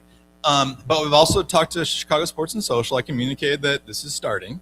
And if somebody participating in that really is adamant, hey, there should be a lot because it's public, there is parking around the neighborhood that they can still park for free. And that's just what it is going to be. We have about 200 people come into our building for Chicago Sports and Social every Monday through Thursday. You know, if we have 100 people a night, now we start having $500 a day, $180,000 plus a year. But then we also have the weekends where we have major things going on in this area. So you have 100, that's $1,000 in a day. And so I'm not saying we're going to make $360,000 off of this, but there is a lot of opportunity, and just we are missing opportunities to make money. So, real estate for ePay options and so with this right here, Mhm. you know, sorry, I thought I talked about it anyway, but so we'll have a QR code, we'll put it up on, you know, prefix it up on the sign that we already have there. You know, they can park there for $10, 4 hours. Will they be able to pay with like Apple Pay or Google Pay? That because if someone has to manually, the reason I ask, if you have to manually put in your credit card, you would get frustrated, you know, and then it doesn't work or whatever, they're like, screw it and they walk.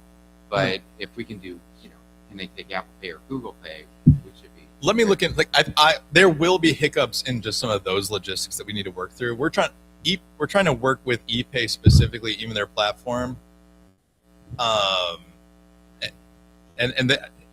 think also the people running ePay, some might be limited, because I know they were saying you have only so many of this, but I know Taft has 8 of these on it. So I know of other schools that have more flexibility with ePay. We will get there, but I just want to get permission from the LSC to get started.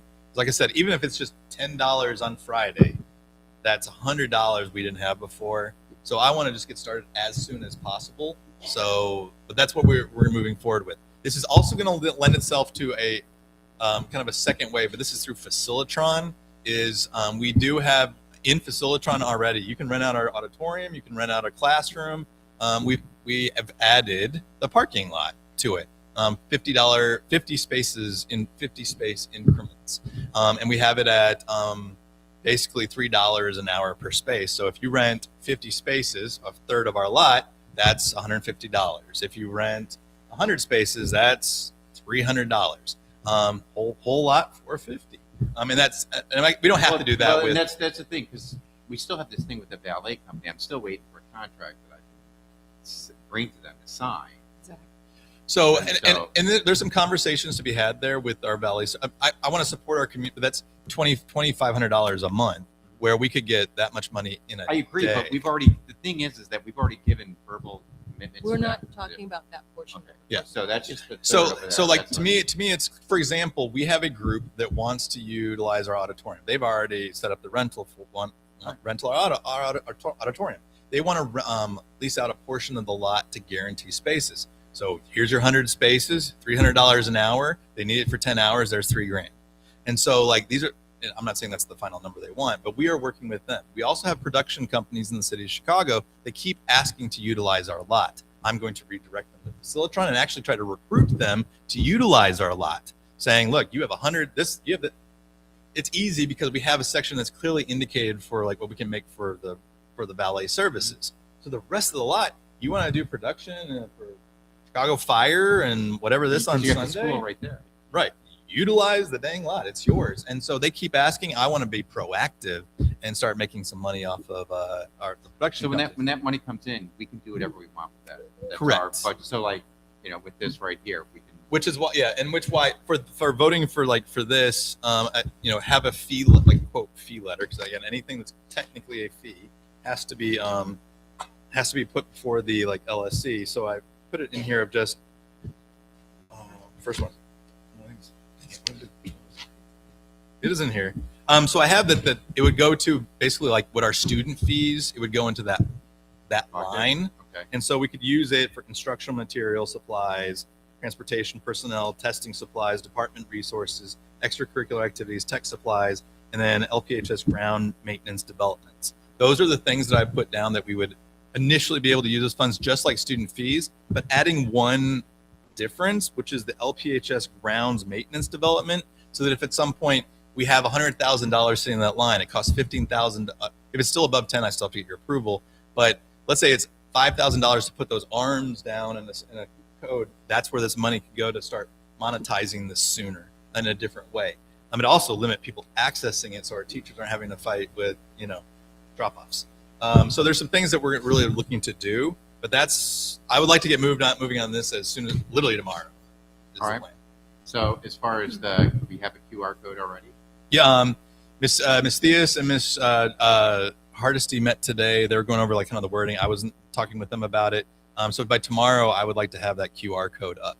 So Okay, he's putting together. Are you gonna?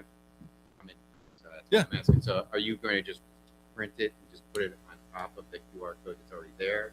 Is it, you know, some metal piece that's going to go on So there? phase one, just like we did with some of our other signage we've done before, we are going to print off, laminate, and put on for short term, the language, and we're going to put it up like tomorrow. Okay. At that point, we're going to review and look at the language. Is it working? Is something unclear? Get some feedback, and at that point, make adjustments to the signage, and then get it on that plastic board that we do most of our stuff on. It's more permanent, and then that will be then the platform, and then we'll attach it, adhere it to it. This stuff is metal linked on. Might as well use what they already have up. So, but yeah, initially it's going to be kind of us making something, and then we will have something produced that is more long term. But I will, like I said, every day, even if it's 10 spots, is $100. I know, it's been driving me nuts. So I like to get this like tomorrow. So apologies, I had to leave that early. But the question is regarding like sporting events and such. After school, parents would be paying the $10. Yep. Yeah. Seems like it could be We can communicate. There is free parking on Burling, around Laws Park. There is free parking, but we also have, like, think about this. We had, when we played Whitney Young, that lot, there wasn't a single spot in that lot that wasn't used. Like, that could have been $1,500. And finding $10 for parking in the city of Chicago, and we go to places where there are high schools that we play at. There is zero parking there. You have to pay to be on the street. And so it's not like we don't go places that we go to the football games and the soccer. Correct. We have to pay to park. So yeah, even for practice, we have to pay to go to soccer, right? So like it's a city. People are paying, and I get we have a lot, and people maybe should feel it as free. For right now, no. Like we really, if this can bring in any type of money, like I think it can, we really need it. And imagine that. I mean, I'm going to go back to the And my question wasn't about making it free. No. It was about making it so that it can be more like a pay to park in Chicago, whereas it's $2.50 per hour for people that are coming for a basketball game. It's going to maybe be an hour and a half or so, because that way you're still able to get money for it, but it's a more reasonable amount if you for sure aren't going to be here for the anywhere near 4 hours. Because I also wonder if that's going to deter people from parking there due to the cost when they know that they're not going to be there. 2 hours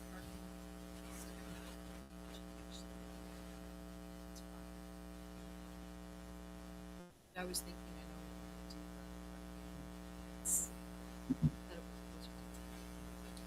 I mean, it like when let me see, I actually do it. When I go to the coffee, so I think I'm paying $5 or so to park there.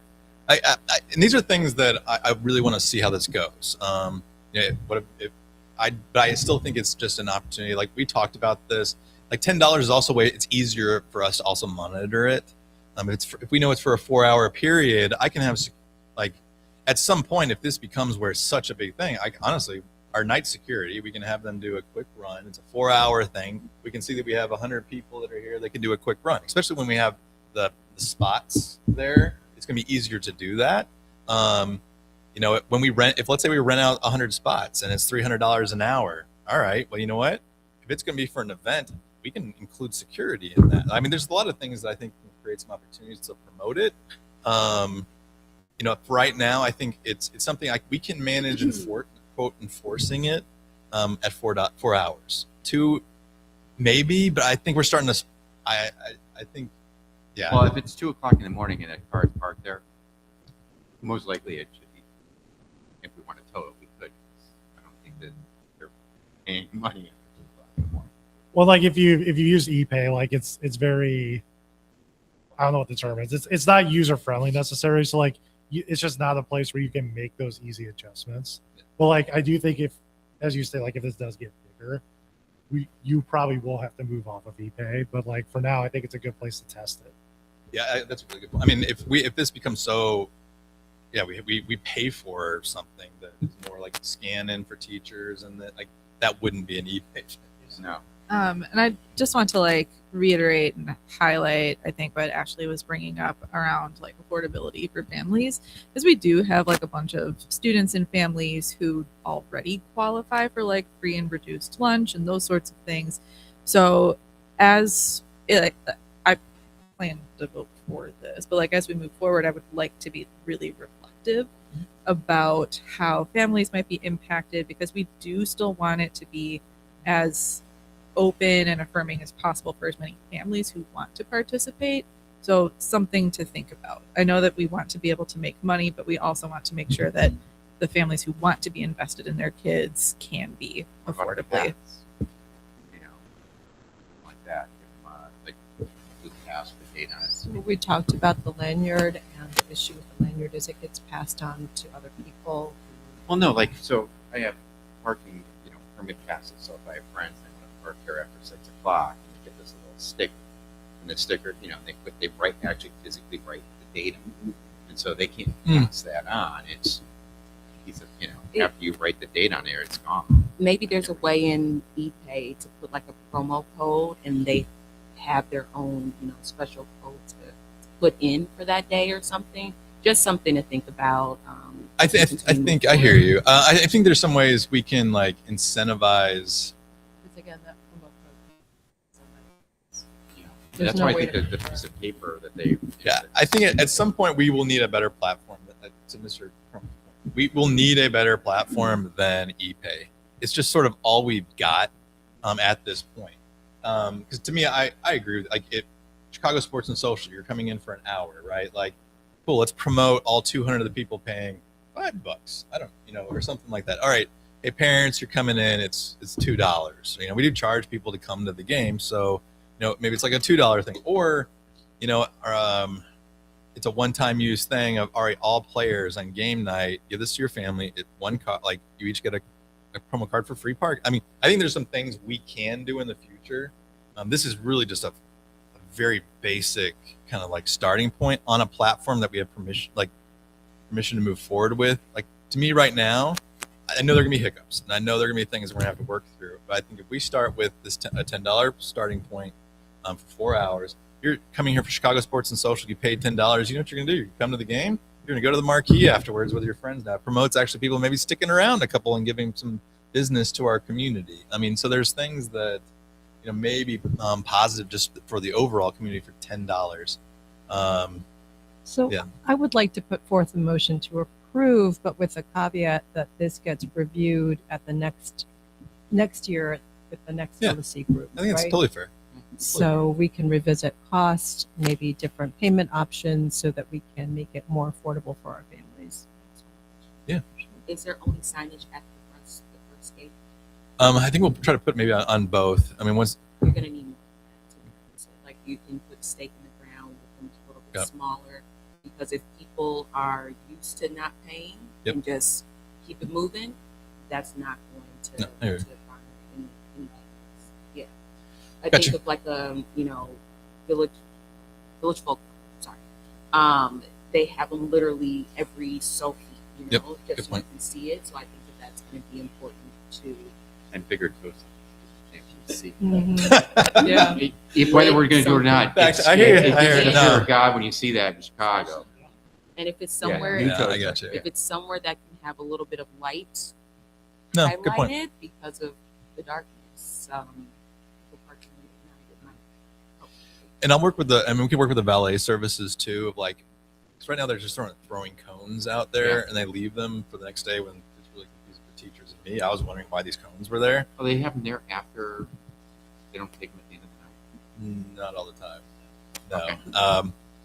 So I think if they have nice something barrier that indicate like valet services only for that portion, again, communicate to our teachers, but letting them know they need something a little bit more substantial than like taking cones from our school and just putting them there. They're like 7 different variations.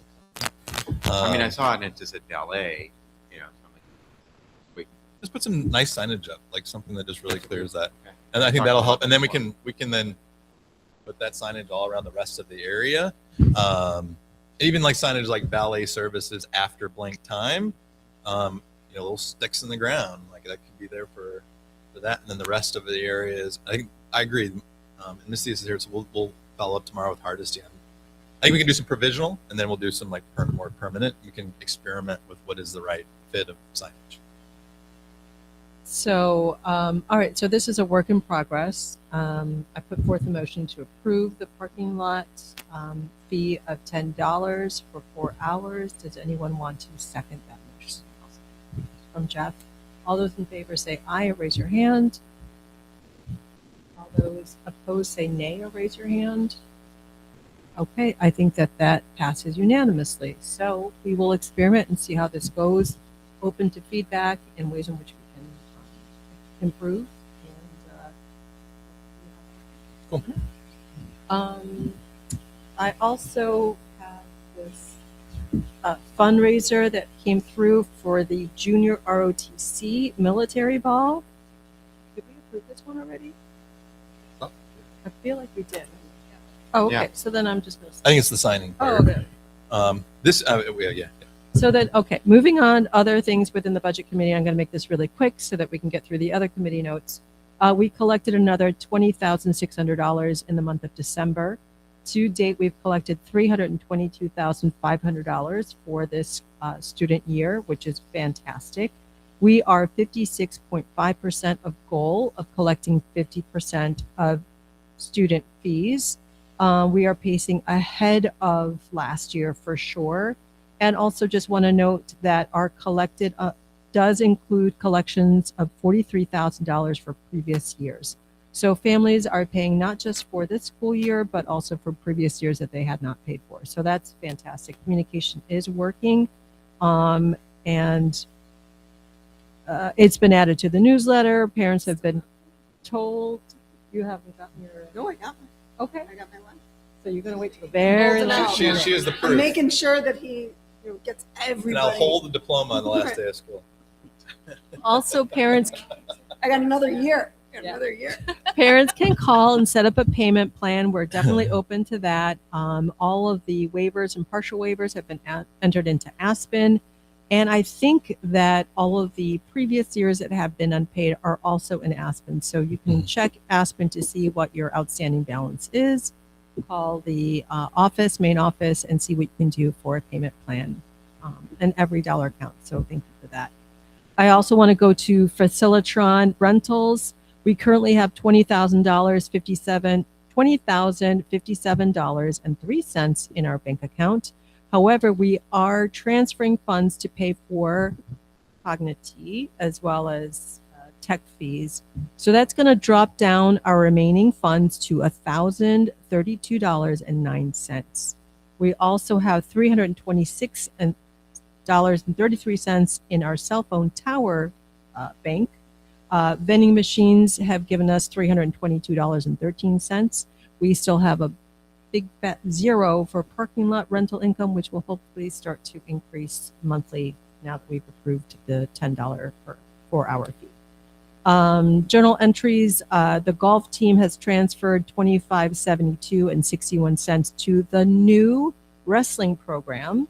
So we've got a new wrestling program here at LP. So the dollars are being used to fund that new program. Also want to make note of the transportation total spend to date is $12,802. I want to say that last year we had spent closer to $60,000 to $75,000 at this point last year.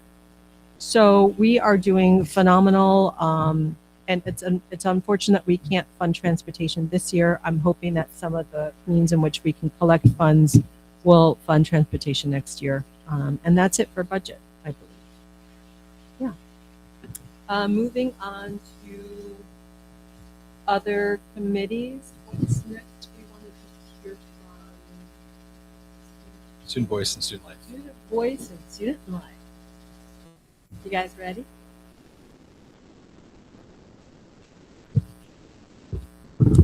Okay, so basically we would like to get like approval to like do something for the on the Friday about Friday 13th, which is Saturday. Basically, SBC would like to host like a candy grand fundraiser in the lunchroom. Basically, we would just like they would be able to like purchase a small piece of candy with like a heart shaped note. Yeah.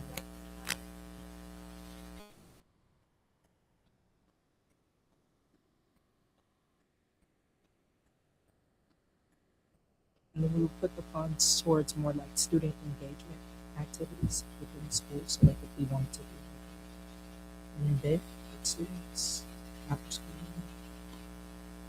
Do we want to put this up for approval because that is something that we're going to need to approve? All those in favor of doing the candygram, raise your hand and say aye. All those not approved, say nay. Raise your hand. It is approved.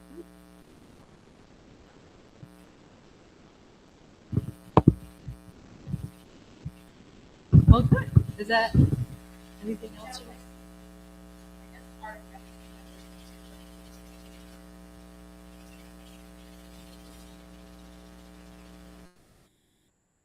Put on the microphone. A little bit surprising to me because last year there was some underclassmen who I remember running and didn't get the position. So maybe we could send out more announcements. Like I don't know why there isn't as many people signing up or talking about it because I feel like in past years it was a very like big thing at our school. So it's kind of disappointing to hear that there's not much hype about it so far. But yeah. You need to or have them come here to a meeting. Or we can have some people in SBC like tell them. Oh no, then that would be. Our seniors were at an NHS meeting on Monday, so they've missed part of the meeting that there was with some of the like underclassmen in the SBC. But we also invited Ms. Morris to come and talk to us, about the topic of announcements in school. Right now, all of the announcements are posted digitally, and it's a little bit more challenging for students to engage with that. So we're starting a conversation around the nature of making live announcements again in school. It's an unfinished conversation, so we're exploring possibilities. Yeah, because I believe the LSC applications are due on Tuesday. So yeah, it's coming up. But don't be surprised if they extend it, because I think they obviously made it after a holiday, and there seems to be a district-wide lag in applications to all sorts of schools. That was in our network meeting today. So don't be surprised if I would say don't hold back in applying in case they didn't change or extend it. Students are a little bit more flexible, so I'm not as concerned about the student application, but we really do want to have our parents and community members apply just in case they didn't extend it. Students, we have some flexibility. And I believe it's 5 parent reps, 2 community reps, 2 teacher reps, 2 non-teaching. 6 parents. 6 parents. Oh, okay. And then 2 non-teaching staff members. Or is it 1? 1 non-teaching. What am I missing? And then 2 student reps. So anyone who hasn't applied for serving on the LSC next year, please do so. I think we have a great camp of people. I myself am going to be stepping down because my senior's graduating, hopefully. this year. I do that. So anywho, yeah, so please apply. And I think, Jeff, you have your credentials already for Ms. Yeah, Morris. yeah. So there you go. Yeah, I've got that. Chance to get them copied or whatever. Do we want to go to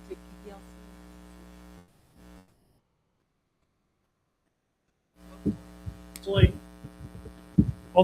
a couple things I think are kind of important to bring up. One of which is we did discuss at length with Ms. Morris in our budget subcommittee about a month or two ago about the need to kind of look at how we fund clubs in terms of I guess equity versus equality, right? Like as of now, and due to like time constraints, like CPS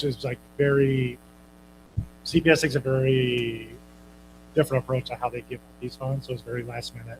So because of that, a lot of our clubs got like just equal distributions of money, which is great, except like some clubs definitely need more than others.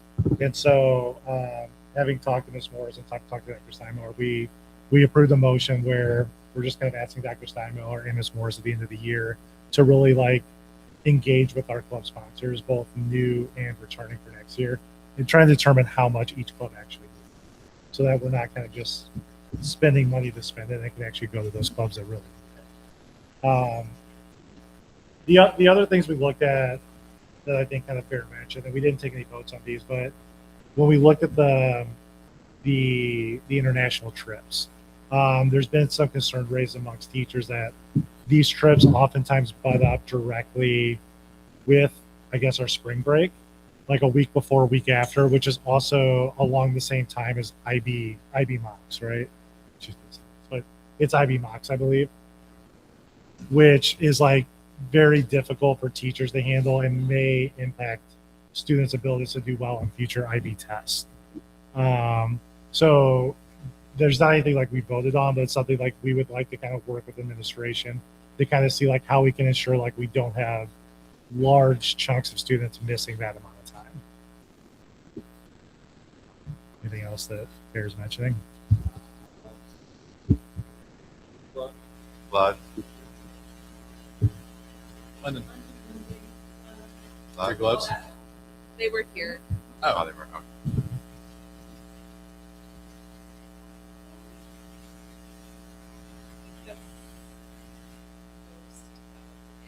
There's, oh, I was gonna say there's also some discussion around like teacher frustration around just like the I'm gonna say words. I can say them while I teach English. Okay. So there was some concern around attendance, especially around breaks and break times or like long weekends and the extension around that.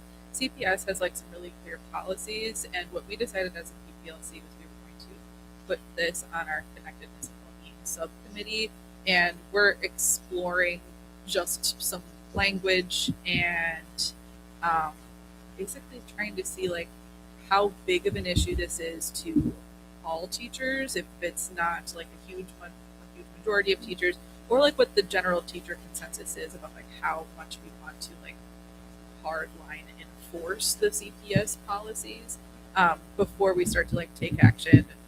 But we would also like to encourage the administration to just like as much as possible emphasize the importance of attendance and being here. I think it was kind of a real perfect storm with this winter break and how extensively detrimental it was for students to be leaving for vacations early because of the landing of the end of the semester. So that's just one of the concerns that's been brought to us and that we're exploring. You mean like that there were 3 days? Skipping finals. So, for example, leaving early for trips to skip. So the biggest issue is we had finals Monday and Tuesday, and some families went on holiday the weekend before and skipped. And so these are things that create some real curricular issues, but also grade issues.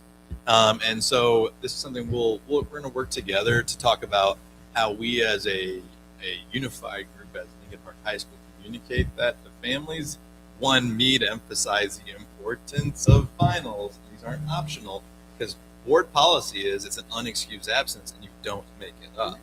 And that can be a very hard line, or like what are the, so these are things that we just how many I don't think it's a huge number of students, but it is enough that it's becoming difficult to figure out how to respond. And like on the attendance subcommittee, or sorry, not the attendance, the connectedness and wellbeing subcommittee, we looked at like some of the language that we as a school have published online, and it falls right in line, like policy wise, with CPS.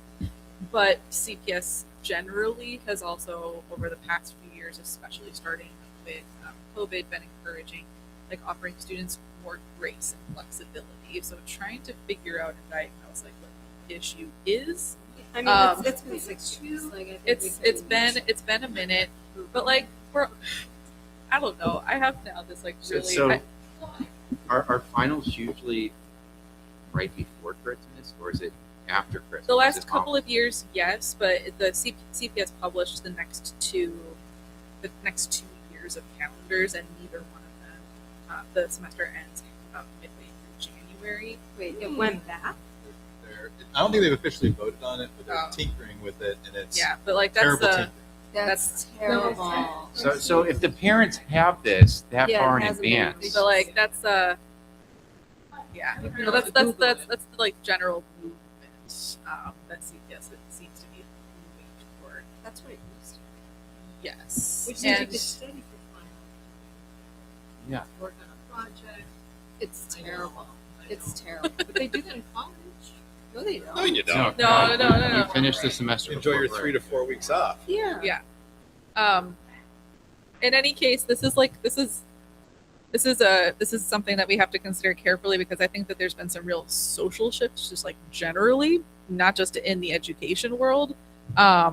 And then thinking about like how we want to enforce that and what that asks teachers to do to enforce that, and how that has to be communicated to families, because it shouldn't be the job of just like one teacher who's like, this is what it says and we're going to do this, when like the 6 other teachers are like, yeah, it's fine, you can take your final whenever. So having like a unified approach and messaging around that is going to be really important. In that situation, wouldn't you just refer them to the principal's office and say, go talk to Dr. Steinman?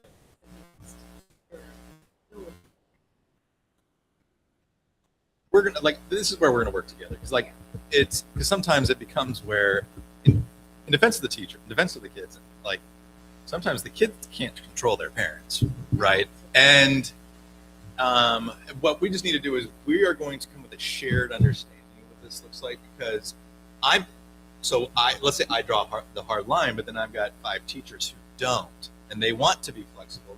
Well, that puts a burden on their peers who are trying to follow policy at the school level. Correct, but it hurts people's hearts, and it hurts teachers' hearts. And I'm You're not wrong.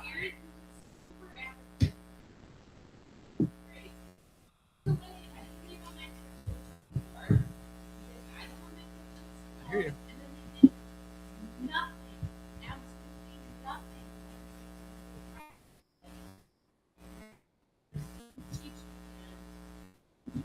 That's true. Yeah. So this is where So that's got to be part of the like middle ground to get to, is that like we can't hold a hard line on that and then like film it for the next 3 days. It's got to be like worthwhile. So these are what I appreciate, especially coming from the PPLC. It was, let's come up with solutions together, and I think that's a really positive thing. Like, let's talk through it with, besides a like super whatever this one. But I do hear you. Like, there were some teachers who started on units for the spring. Like, I think we can talk through these things, but there are topics that just know that we're engaging in those, that I think we're going to work together to come up with a shared and consistent expectation. So I do want whatever we are implementing to be shared, but also be consistent in 100% of the cases.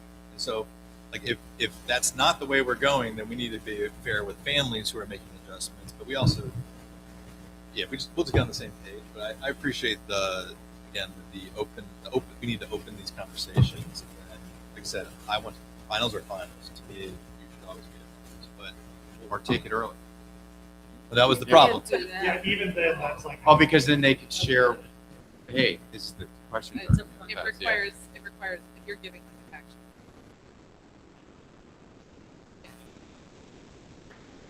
action. And some of the issues that this, and part of the reason we have some of these things in place, like for example, finals are Monday and Tuesday. Their teachers have to have time to be able to grade them, submit them. So like 5 o'clock, they were submitted on Wednesday. That also allows us then to follow up to make sure there aren't errors, and also gives. So there are things that we had to do that we're actually able to minimize, like transcript, grade book errors this year that were really effective. But I hear what you're saying. I mean, if it's going to be like, hey, we're going to acknowledge Thursday and Friday is that, then I want to work with that team and we'll get that moving. Teacher development. Let's go. Just have I hear you. laid back and like. That's still Duh. No, I totally agree. And there actually that has been the case where you had teacher directed days that Friday in the past. We've had that Friday before the break. And again, regardless of whether teachers take off that day or not, that doesn't bother me. Get your grades in on that time. You're fine. You take off. I don't care.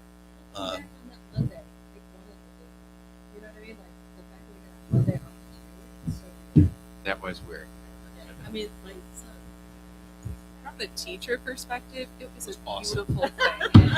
I had Awesome. my first Sunday this year that I was not super stressed out. I got so much work done that day. My classes were planned out for the next month and a half. It was awesome. I didn't think of that. Yes, your point.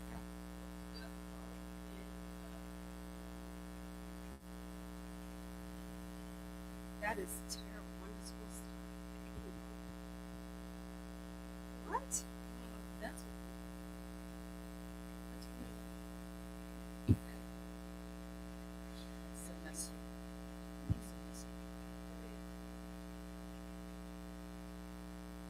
So on a positive note, and not really positive, next Thursday, next Thursday is the Principal Advisory Council.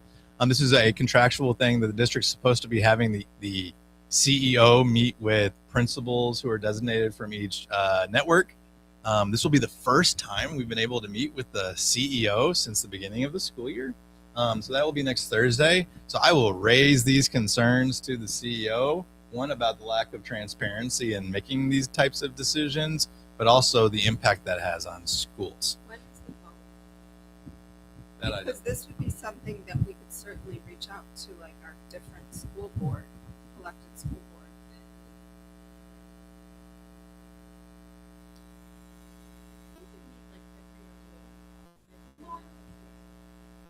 Probably right before the meeting with us. So people want to reach out to their school board.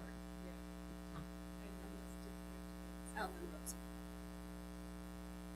And she will be visiting her school, hopefully. so that's for PPLC. See anything else? Moving on to extracurriculars, Ms.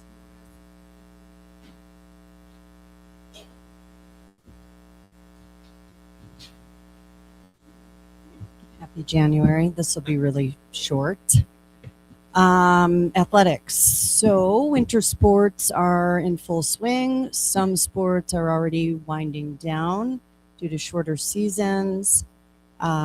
Senior nights are underway at the moment for almost every team. And then we'll be planning season and celebrations, parties, etc. Interest sessions for all spring sports are happening right now. So I'd say almost all are scheduled for either this week or next week so that we can gauge interest levels, how many teams we may have. We are adding girls badminton as a competitive sport. So who doesn't love badminton? We have a very active badminton club, and so we already have quite a few girls who are interested. So that's exciting. As you know, wrestling was added this winter and really has been, I think, pretty successful just from an engagement perspective. All spring coach roles are filled.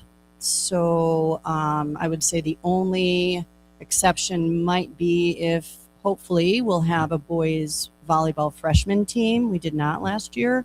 So we'll see what that info session tells us, and we will need to recruit a freshman coach if the numbers are there.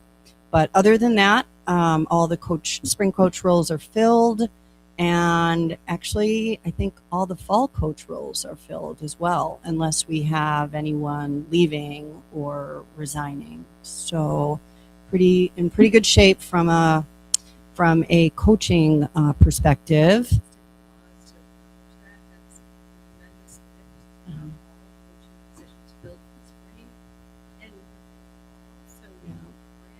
Right. Yeah. That's major. So that's not what we were.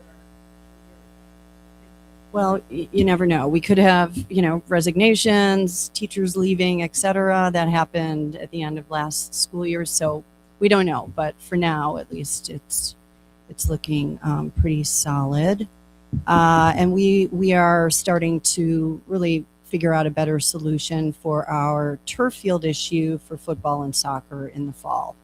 We have figured out a way to accommodate boys lacrosse, girls lacrosse, and girls soccer this spring because the lacrosse teams will practice later. So that works, but we continue to worry about football in the fall. So more to come on that. Any questions about athletics?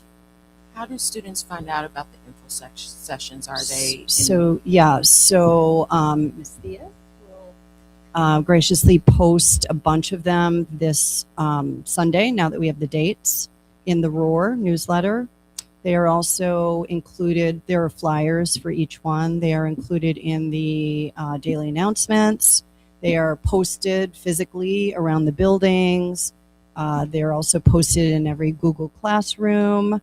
Not every student is in the Google Classroom, but the vast majority of students are in each of their grade level Google Classrooms. And then I also requested just a general messaging on the marquee and word of mouth as well. So a lot of the captains will put the word out to the prior team and to other friends in the building. In terms of clubs, so we're in the process of what I would call cleanup and reset right now that we're in the start of the new semester. We have just some clubs who still need to do better in terms of attendance. So cleaning up dates that don't throw off our compliance, Christmas, New Year's, etc. And then there are a few clubs that are just not sustaining themselves, so those will be taken off the list. But there are new clubs coming along and being added as well. So, Amy? What clubs are not sustaining themselves, and how are we letting students so know? I'll give you a more detailed report in February, but I would say it's not like final yet. We're still having those discussions. Like, have the students been reached out to before to say, like, you were a member of this club and we've noticed you haven't met? Because, and some of these kids might be counting on this stuff for applications and things like that. To just yank the club out from under them. No, we wouldn't do that. And most of the clubs that are going away have like maybe 2 or 3 students, and that's not enough. So clubs who have better numbers and regular attendance are certainly sticking around. So, but we're not paying teachers, and so like if a club's not spending any money, really, like, do we really need to get rid of them? Like, even if there's just a few kids and a sponsor. Well, it is throwing off our compliance numbers. So we get reports from the district, and if we have clubs who are on the list in the system in Aspen, and there's students listed, but attendance is weak, it does worry us a bit that we could even have funding pulled if if the numbers are low.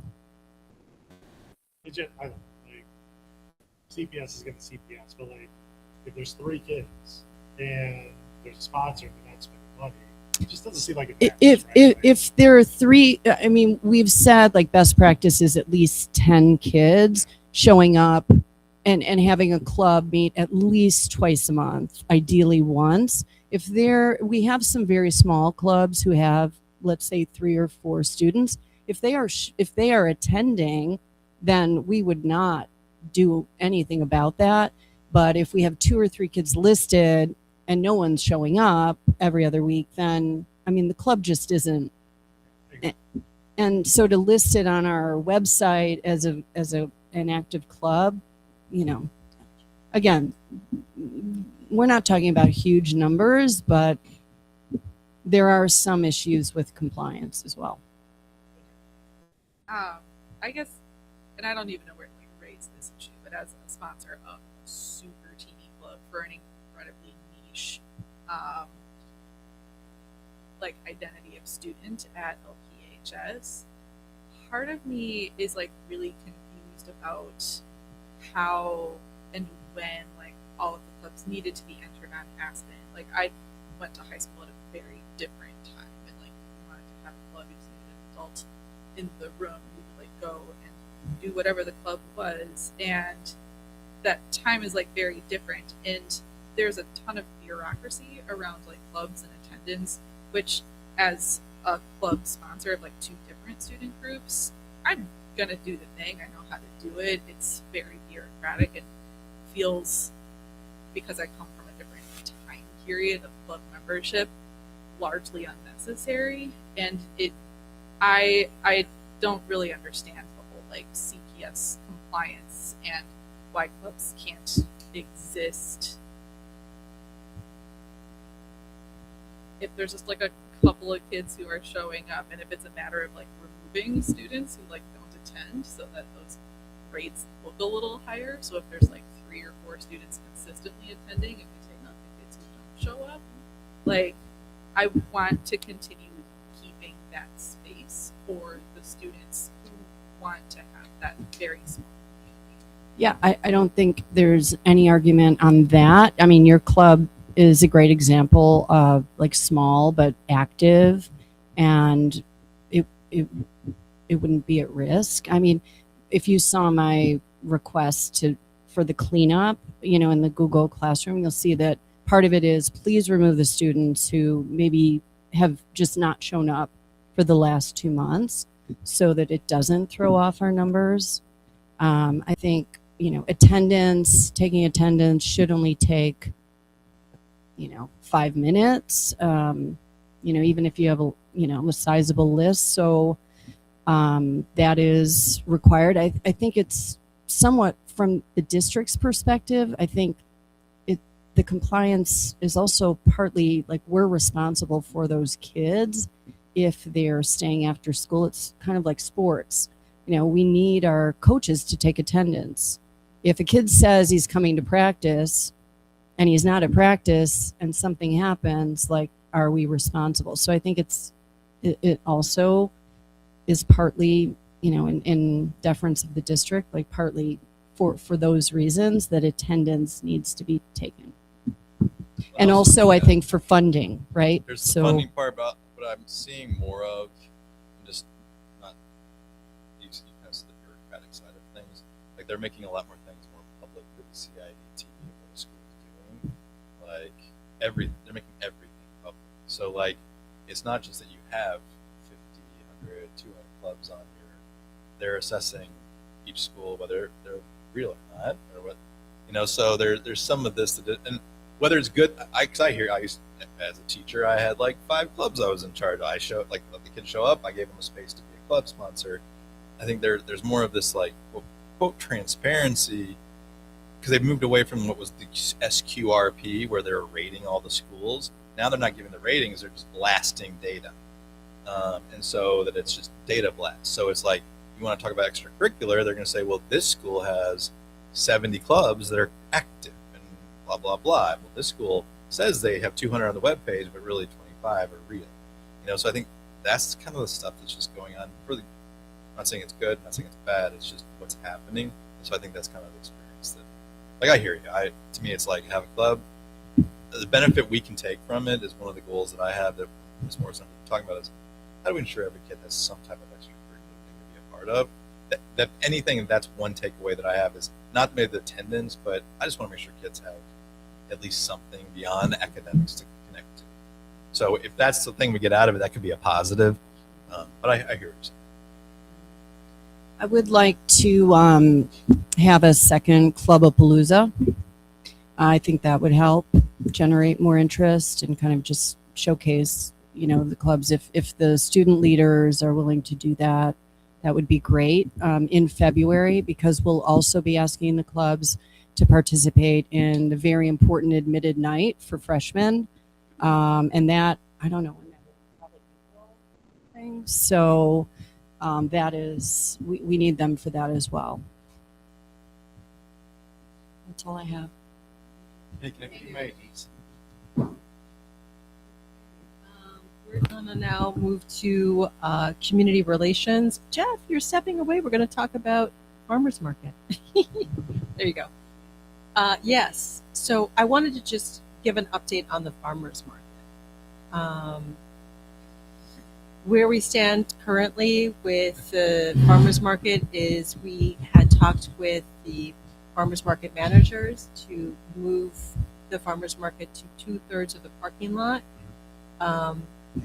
But currently, I think that's still up for discussion. I know that Principal Steinmiller also shared an email and has contacted the Alderman's office just to sort of figure out how we're going to work with leasing the parking lot so that we can increase revenue for the school. The real situation is that we need to raise funds for LPHS, and we are pushing to move the farmers market to the mall, which is the space between the freshman building and the main building. Principal Steinmiller sent an email to the farmers market manager, both Elsa and Brett. We have not heard a response from them yet. I think maybe next week we'll do an additional outreach. We want to make sure that we obviously communicate and work together to do what's best for the community and also keep this farmers market in operation. And we'll see where that goes. I also feel that there's an opportunity for us to do an indoor winter's farmers market, even utilizing the school property interior. So if we are able to work with Elsa and Brett, I think that we can have something that can be something that can grow and be very just beneficial for both the community as well as the school. Yeah, we had a productive conversation about kind of options for us to be able to, after thinking about how we can monetize just even us owning like the usage of it for the $10. Conversations that we were having out of this is, yes, I know it's right now it's being externally, the farmers market is being externally run. I did talk to the alderman; he's fully aware. I told him the options that I laid out in the email. I BCC'd everybody to it, so you should all have what I communicated to everybody. That's what I sent to the farmers market. When I talked to the alderman, he was under the assumption in conversations with leadership of the farmers market they were actually contributing funds to the school. So when he, so when $200 and something or something. Yeah, nothing has been coming to the school, and so I told him that $0 has been coming from the farmers market. In short, we have the complete leverage of how to support our own property and to monetize in the way we need to, but also be a part of the community in a way that I think is supportive. So in conversations, we talked through this, and one, I think I want to build a partnership. These are the three options. And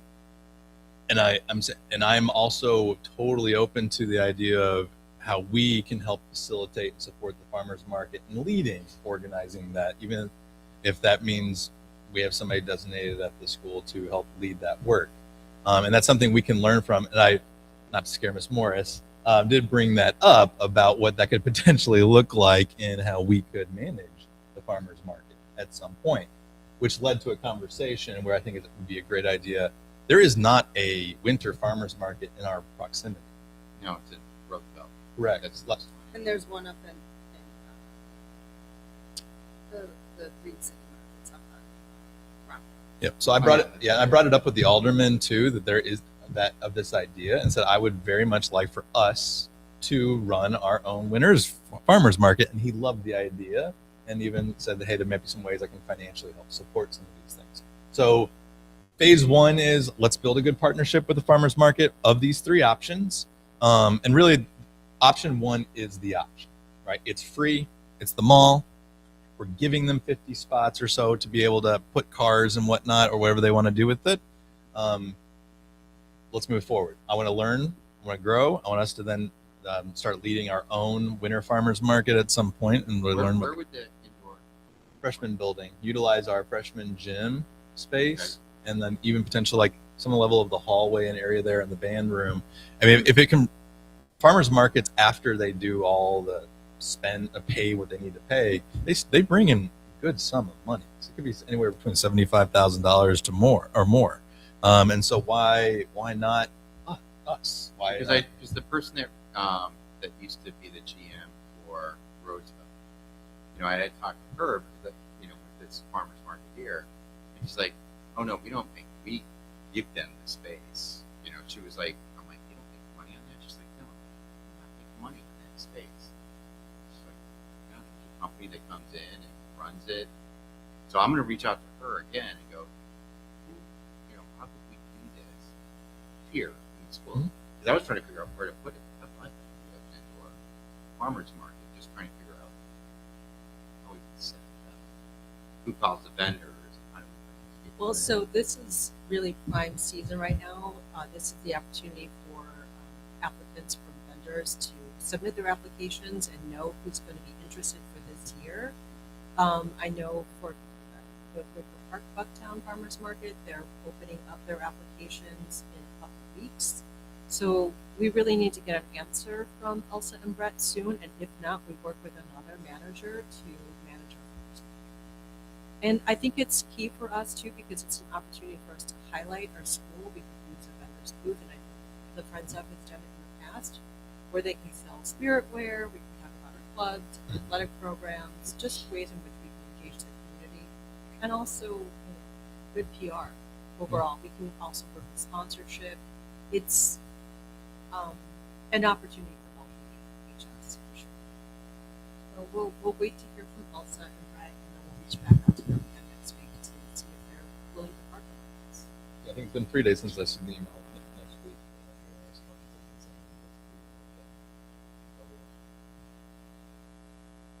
All right, so that's the update for, and I'm putting this under community because it really is a community effort and a community event. Facilities. Alrighty, so it was a good meeting, a lot of information. We did have an NHS representative come in. There's a space in the basement that is currently used for archery, ROTC, some boxing and so forth, and they did request to put a mural in the area.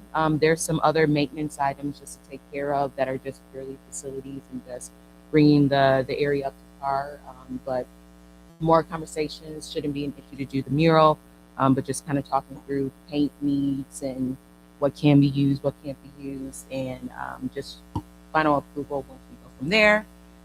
From that point, we talked about custodians. So there are still 2 vacant positions.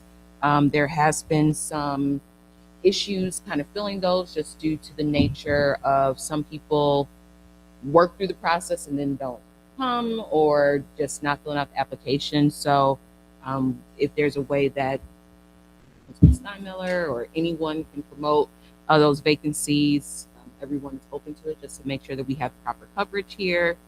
There are a few additional projects and things that have been working on that are more standard than not, such as some windows replacement. That is a project that will be put out to bid shortly. As mentioned, we already talked about the parking lot. The hope is to move it up from the first week of summer to April, it sounds like. So that will put the parking lot out of commission potentially for a week. But we're talking about phasing, whatever the case may be, to see to be as less of a hindrance to the people that use it as possible. But the point is to try to get it done sooner rather than later. So there's also no delays with the contractor as well. From there, we're tracking okay with just some of the things that have come up, such as some rodents. All of those have been taken care of. No sightings since early fall. We already talked about the parking space, and just making sure that if there's a way that we can continue to promote cleanliness in gyms and facilities is going to help our facilities team.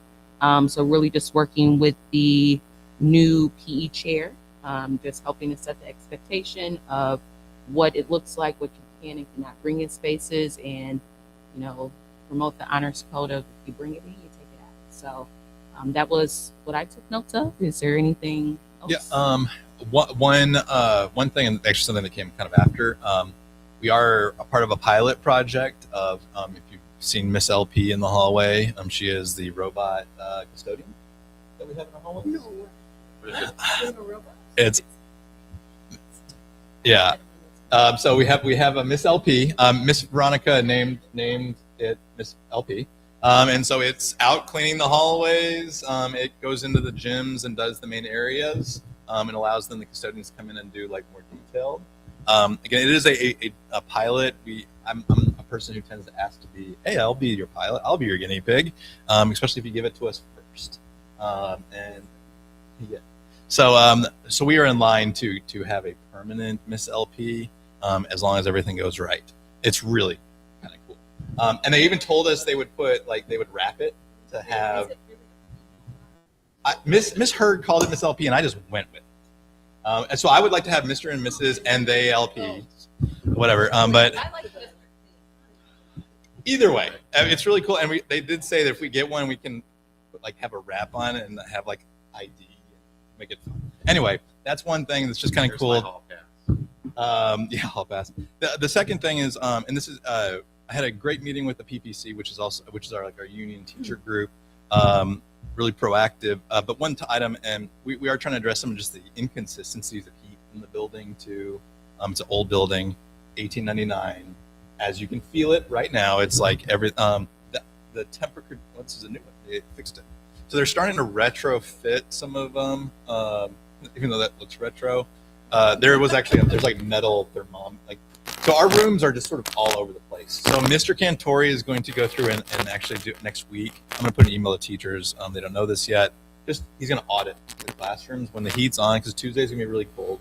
So he's going to go and audit the temperatures of the rooms to see if they're hitting within the ranges. Gyms are 65, classrooms are supposed to be 70, 75. So he's going to audit. It's still hot. I hear you. 77. So he's going to audit the rooms to kind of see where all the rooms are at. So we're at on January 8th, we did have an assessment done by the district for heating and cooling come out. Again, these are things I need to communicate. Teachers have yet to do that. I was actually aware of the assessment. He was being proactive. And so he's trying to see the full scope of work for the district, or for our building, for the overall heat needs, and to also replace new controls, because that's what we're seeing is the controls are so old they can't actually regulate any of the heat. And so what happens is the whole school is set to blast. And it's either super hot, super cold, but also what we identified, and he's been trying to fix this over time, is the solution, I think, apparently probably 10, 15, 20 years ago, was they basically sealed all the dampers either open or closed. And so it didn't matter what you regulated. It was either going to be cold or hot based on how somebody wired it shut or open. And so he's been fixing those, and he's really doing an awesome job. We have an amazing chief engineer, Mr. Cantori. And so we now have this assessment. We should hear back from that, and hopefully new controls and things will be put in place. And then he's going to inform me during our facilities meeting when it's been approved and the project start date. It's something I'm going to share to teachers, just because during our while they are addressing it day by day, we're seeing heat is the issue. We're cold, hot, and it's all over the place. Freshman building is a whole different disaster because it's a crappy building. And it's just really, really bad. Just really bad. It's better than the freshman building. It's like, I can't say. this we probably will be able to fix this before we fix that. But either way, all the spaces have been assessed. But he's going to go through and do a temp check of all the rooms next week, so that maybe we can come up with some temporary solutions for like a certain room that we know is just broken and busted. I think it's 109. It's broken. Something is actually broken with that room. That what can we do temporarily to put something in there? So he's doing an assessment next week, and we're going to come up with some short-term plans for some of the rooms as the district's doing long-term plans. That happened after our meeting, so I wasn't able to. I also forgot to say the fencing, the Oz Park fence, that's in progress. Yeah. Yeah, so we have our fence over here. We have a more, it's not permanent, but a more, it's not baseball. And then I think and there was one more that came after our meeting too, of just the we had major issues with plowing in the December when the first major snow came. Just it wasn't done well. Part of it we identified was the map for who is responsible facilities.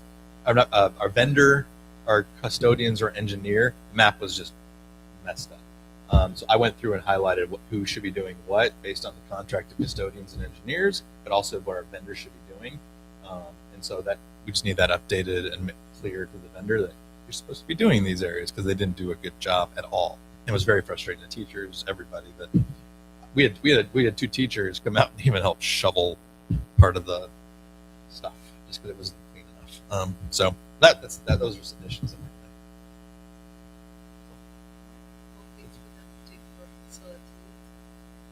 Fundraising.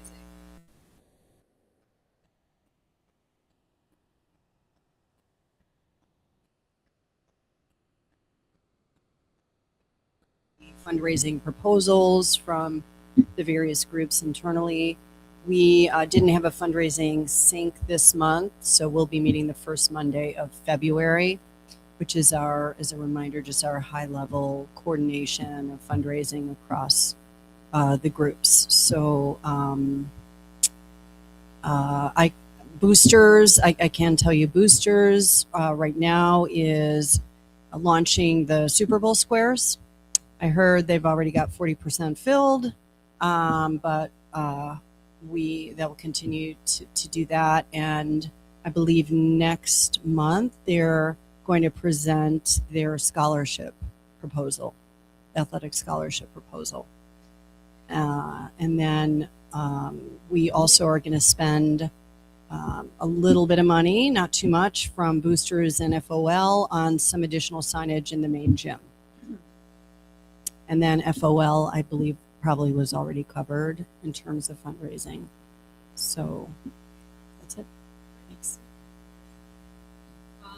Attendance and Sure. We met today with Ms. Theus. So this is like very recent data, but the semester one attendance trends, I noted earlier in celebrations, in terms of like the graph, it was for a graph challenged person, very easy to see that we were above where we were last year. And in previous years too, senior attendance at this point in the year is significantly higher than it was last year. Staff, including primarily Ms. Theus, are continuing home visits as well as updating rosters to remove non-attending students that have been sort of like cluttering up our attendance rates. So that's happening. We had a conversation around detentions, and though like that particular data is still not shared with this subcommittee, but they are enforcing the detentions, and we had a conversation around like how it pans out with athletics, and the athletic director is like running those reports for eligibility. So if students have detentions, they're ineligible to participate. I believe at some point Ms. Theus might join us to talk about an application called Talking Points.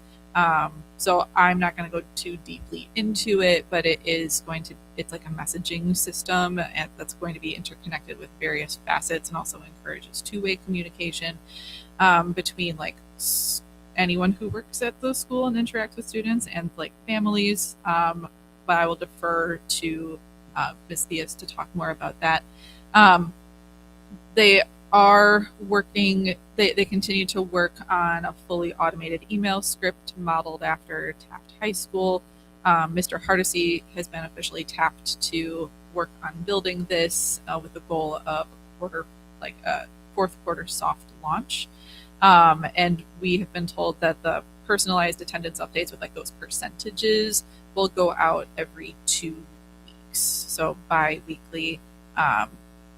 Right now, I think that because as a parent of several students here, I don't always get those emails. So we've also encouraged LPHS admin, because they split up those like giant mail merges, to make sure that they click the secondary contact as well. So it's not just going to the primary contact, but it goes to, which is especially important for like multi-household families. There's going to be an update to the teacher accountability policy. I don't know that I want to go too deeply into that before Edmund gets a chance to talk about it with teachers, but there's going to be some changes relating to the thresholds for like when interventions are necessary administratively for the submission of attendance, because it needs to be submitted. It's a legal document, and teachers should be held accountable for doing this thing that they're supposed to do every day. The general summary of progress is that while some stakeholders in the conversation feel that the change of pace has been slow, the consensus overall is that the attendance protocols and systems are moving in the right direction. I don't know if you want to add anything, Ms. Martin.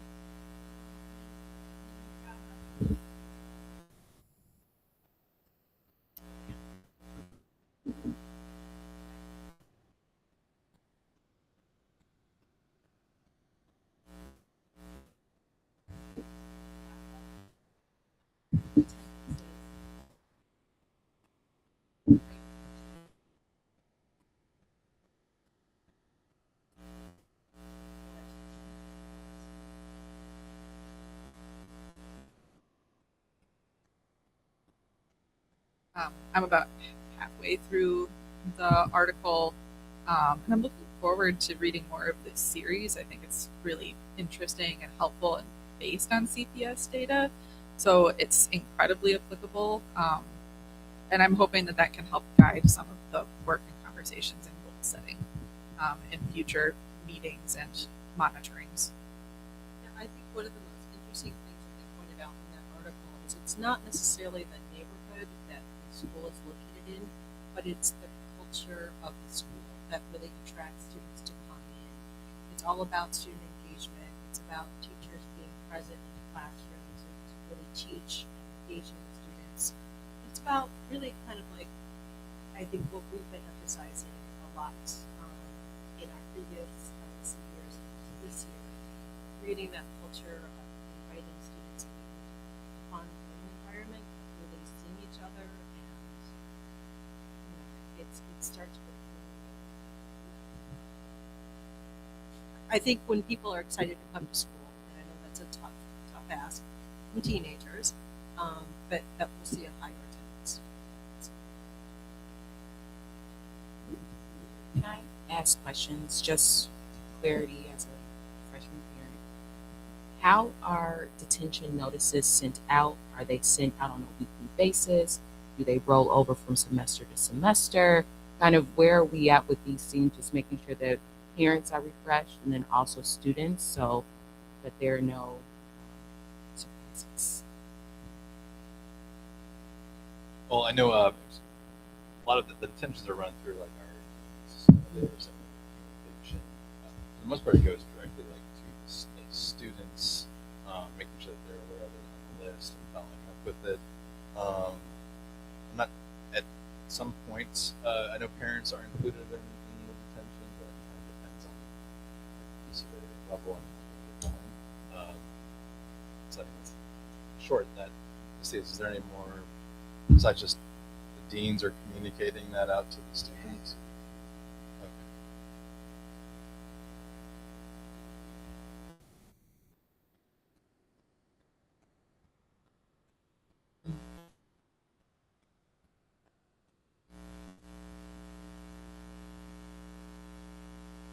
That's when you're sending the notice to students if they have a detention?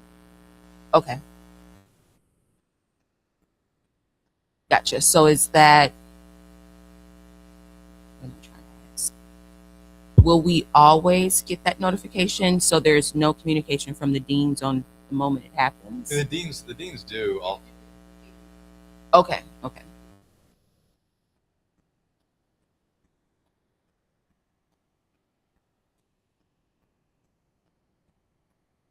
Okay. On a 3 to 4 week basis. And then what happens from semester to semester? Just knowing how close the winter ball, and I think we might have discussed this in a previous meeting, knowing how close the winter ball was to returning back. Okay. Right. So nothing from semester 1 gets carried over to semester 2? Oh yeah, the communication that went out on month of 5th, that so there's only, when we send out certain communication, we have our spreadsheets. It requires all 4 admin, all of us have to send the same time, more or less, because you get capacity of emails through get another mail merge or whatever it is. So we sent, each of us identified a grade level. We sent out the communication all. So the winter formal is, and we communicate this to students previously.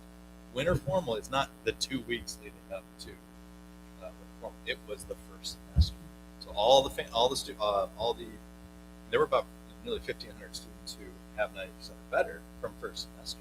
They qualify for being able to go to the winter formal. If you don't, you don't go to the winter formal. So it wasn't just like it's 2 weeks. That's Right, but it was more the question of if there were detentions that were left unserved for winter break, did they have to make those up? Like, is there communication around that so students don't just... Okay, and students would have all been notified, and parents potentially, if it was. Okay.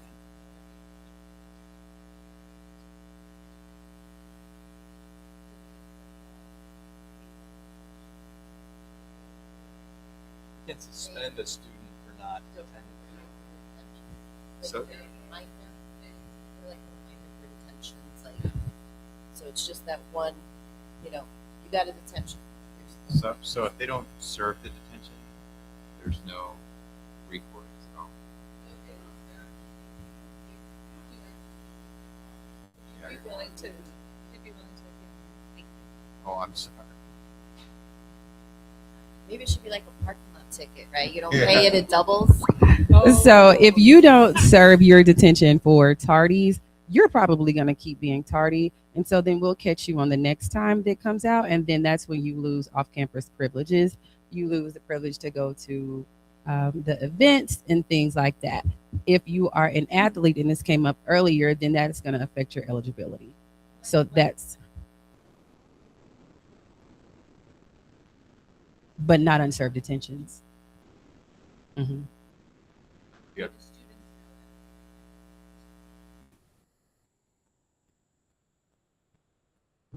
Yeah.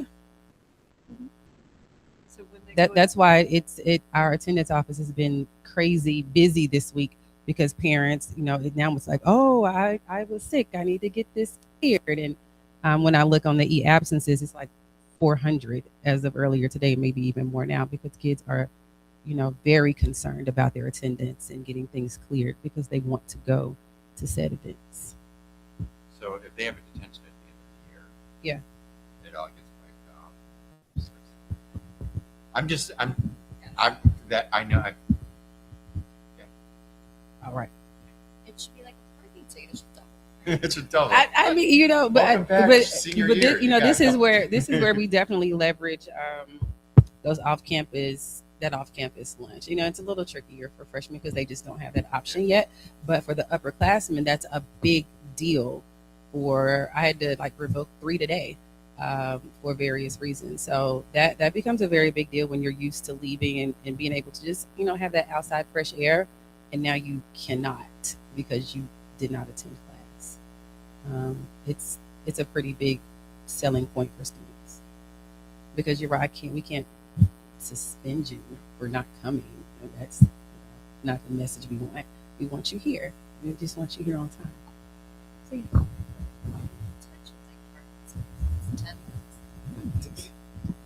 Absolutely. Thank you. Okay, so that's the attendance and SCL.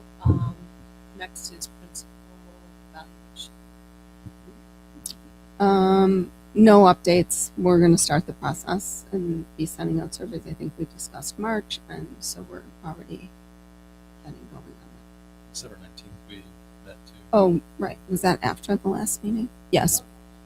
We met with Dr. Steinmiller just to review kind of some other metrics by which we're going to have some accountability. Well, that concludes all the committee reports. We're opening it up to public comment. Is there anyone in the room that would like to address the LSC? You have 2 minutes to give us any comments or feedback. Oh, yes, we have Ms. Diaz. Okay. Hello, everyone. My name is Jillian Diaz, one of the assistant principals here. So I wanted to quickly talk about what Ms. Lovingood mentioned earlier is Talking Points. Talking Points is an app that many other schools in the district are using right now, elementary schools and high schools. My baby school uses it, and it between and you can a text or an email, however you set it up, then you can back and just have that immediate communication with your child's teacher.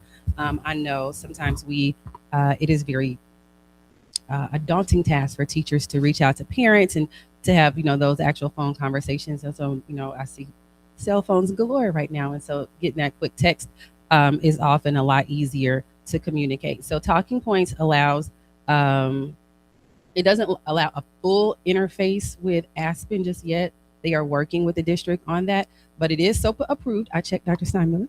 It is SOPA approved.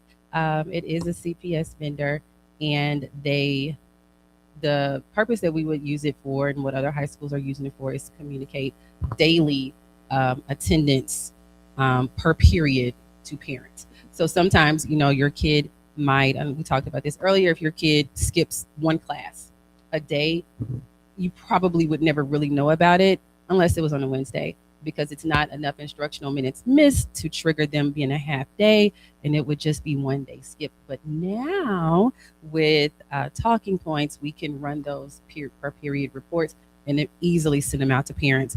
There is no opt-in for parents, so it automatically opts in parents using their cell phones, and if parents don't want those notifications, they can opt out.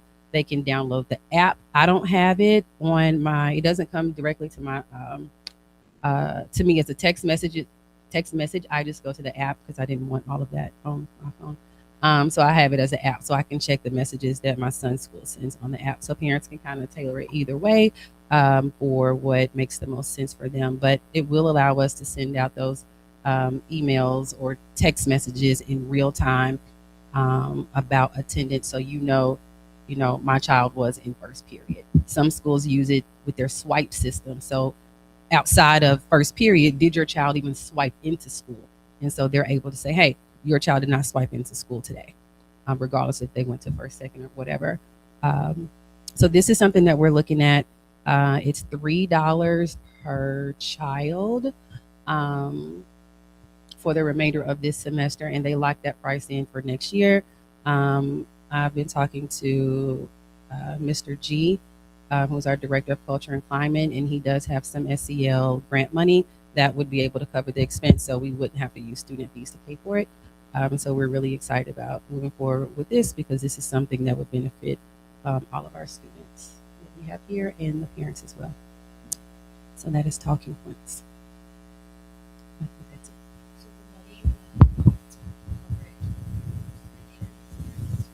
This year and next year, because we wanted to make sure that there was continuity. We didn't start something and stop it. So if we move forward with it, it would go for the rest of second semester and all of 26, 27. It's $3 per student. No, for this year and next school year, for this semester and next school year.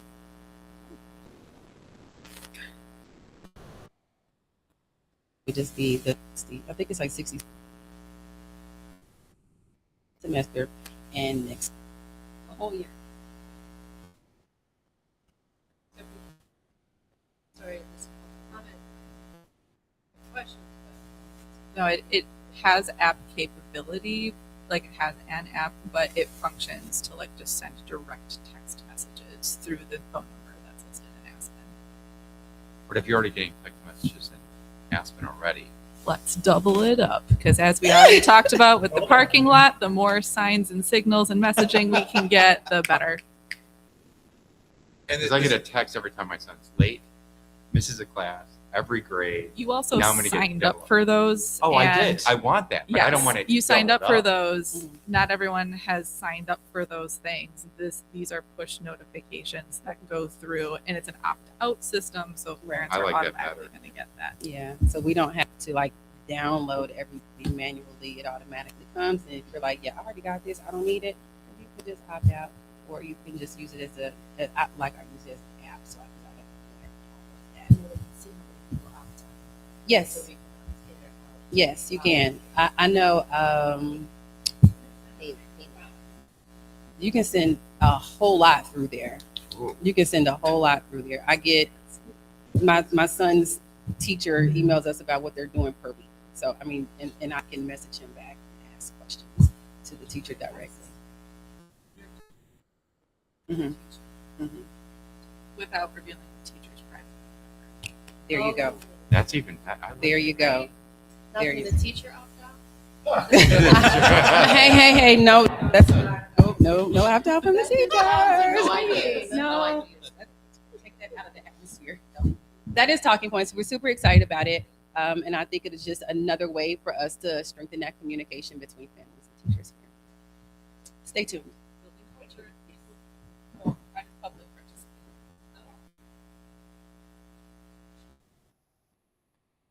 I didn't plan this out, so it's a little spontaneous, but I am speaking not as a member of a subcommittee, but as an individual who works for the school and as a parent of 2 children who go here. And one of the main reasons I joined the LSC was my deep investment in how we are supporting our students and communicating with families specifically around issues of attendance. And I'm honestly deeply disappointed that we can't communicate with more frequency around detentions, around tardiness, around like until we get these other more robust systems built up, like doing our very best to communicate with families and keep them as involved as possible. I know that it takes a lot of work to make these things happen without the tools already having been built. But it's really disappointing to me as a parent that I'm not getting those consistent things when that is what motivated me to join this group. Thank you.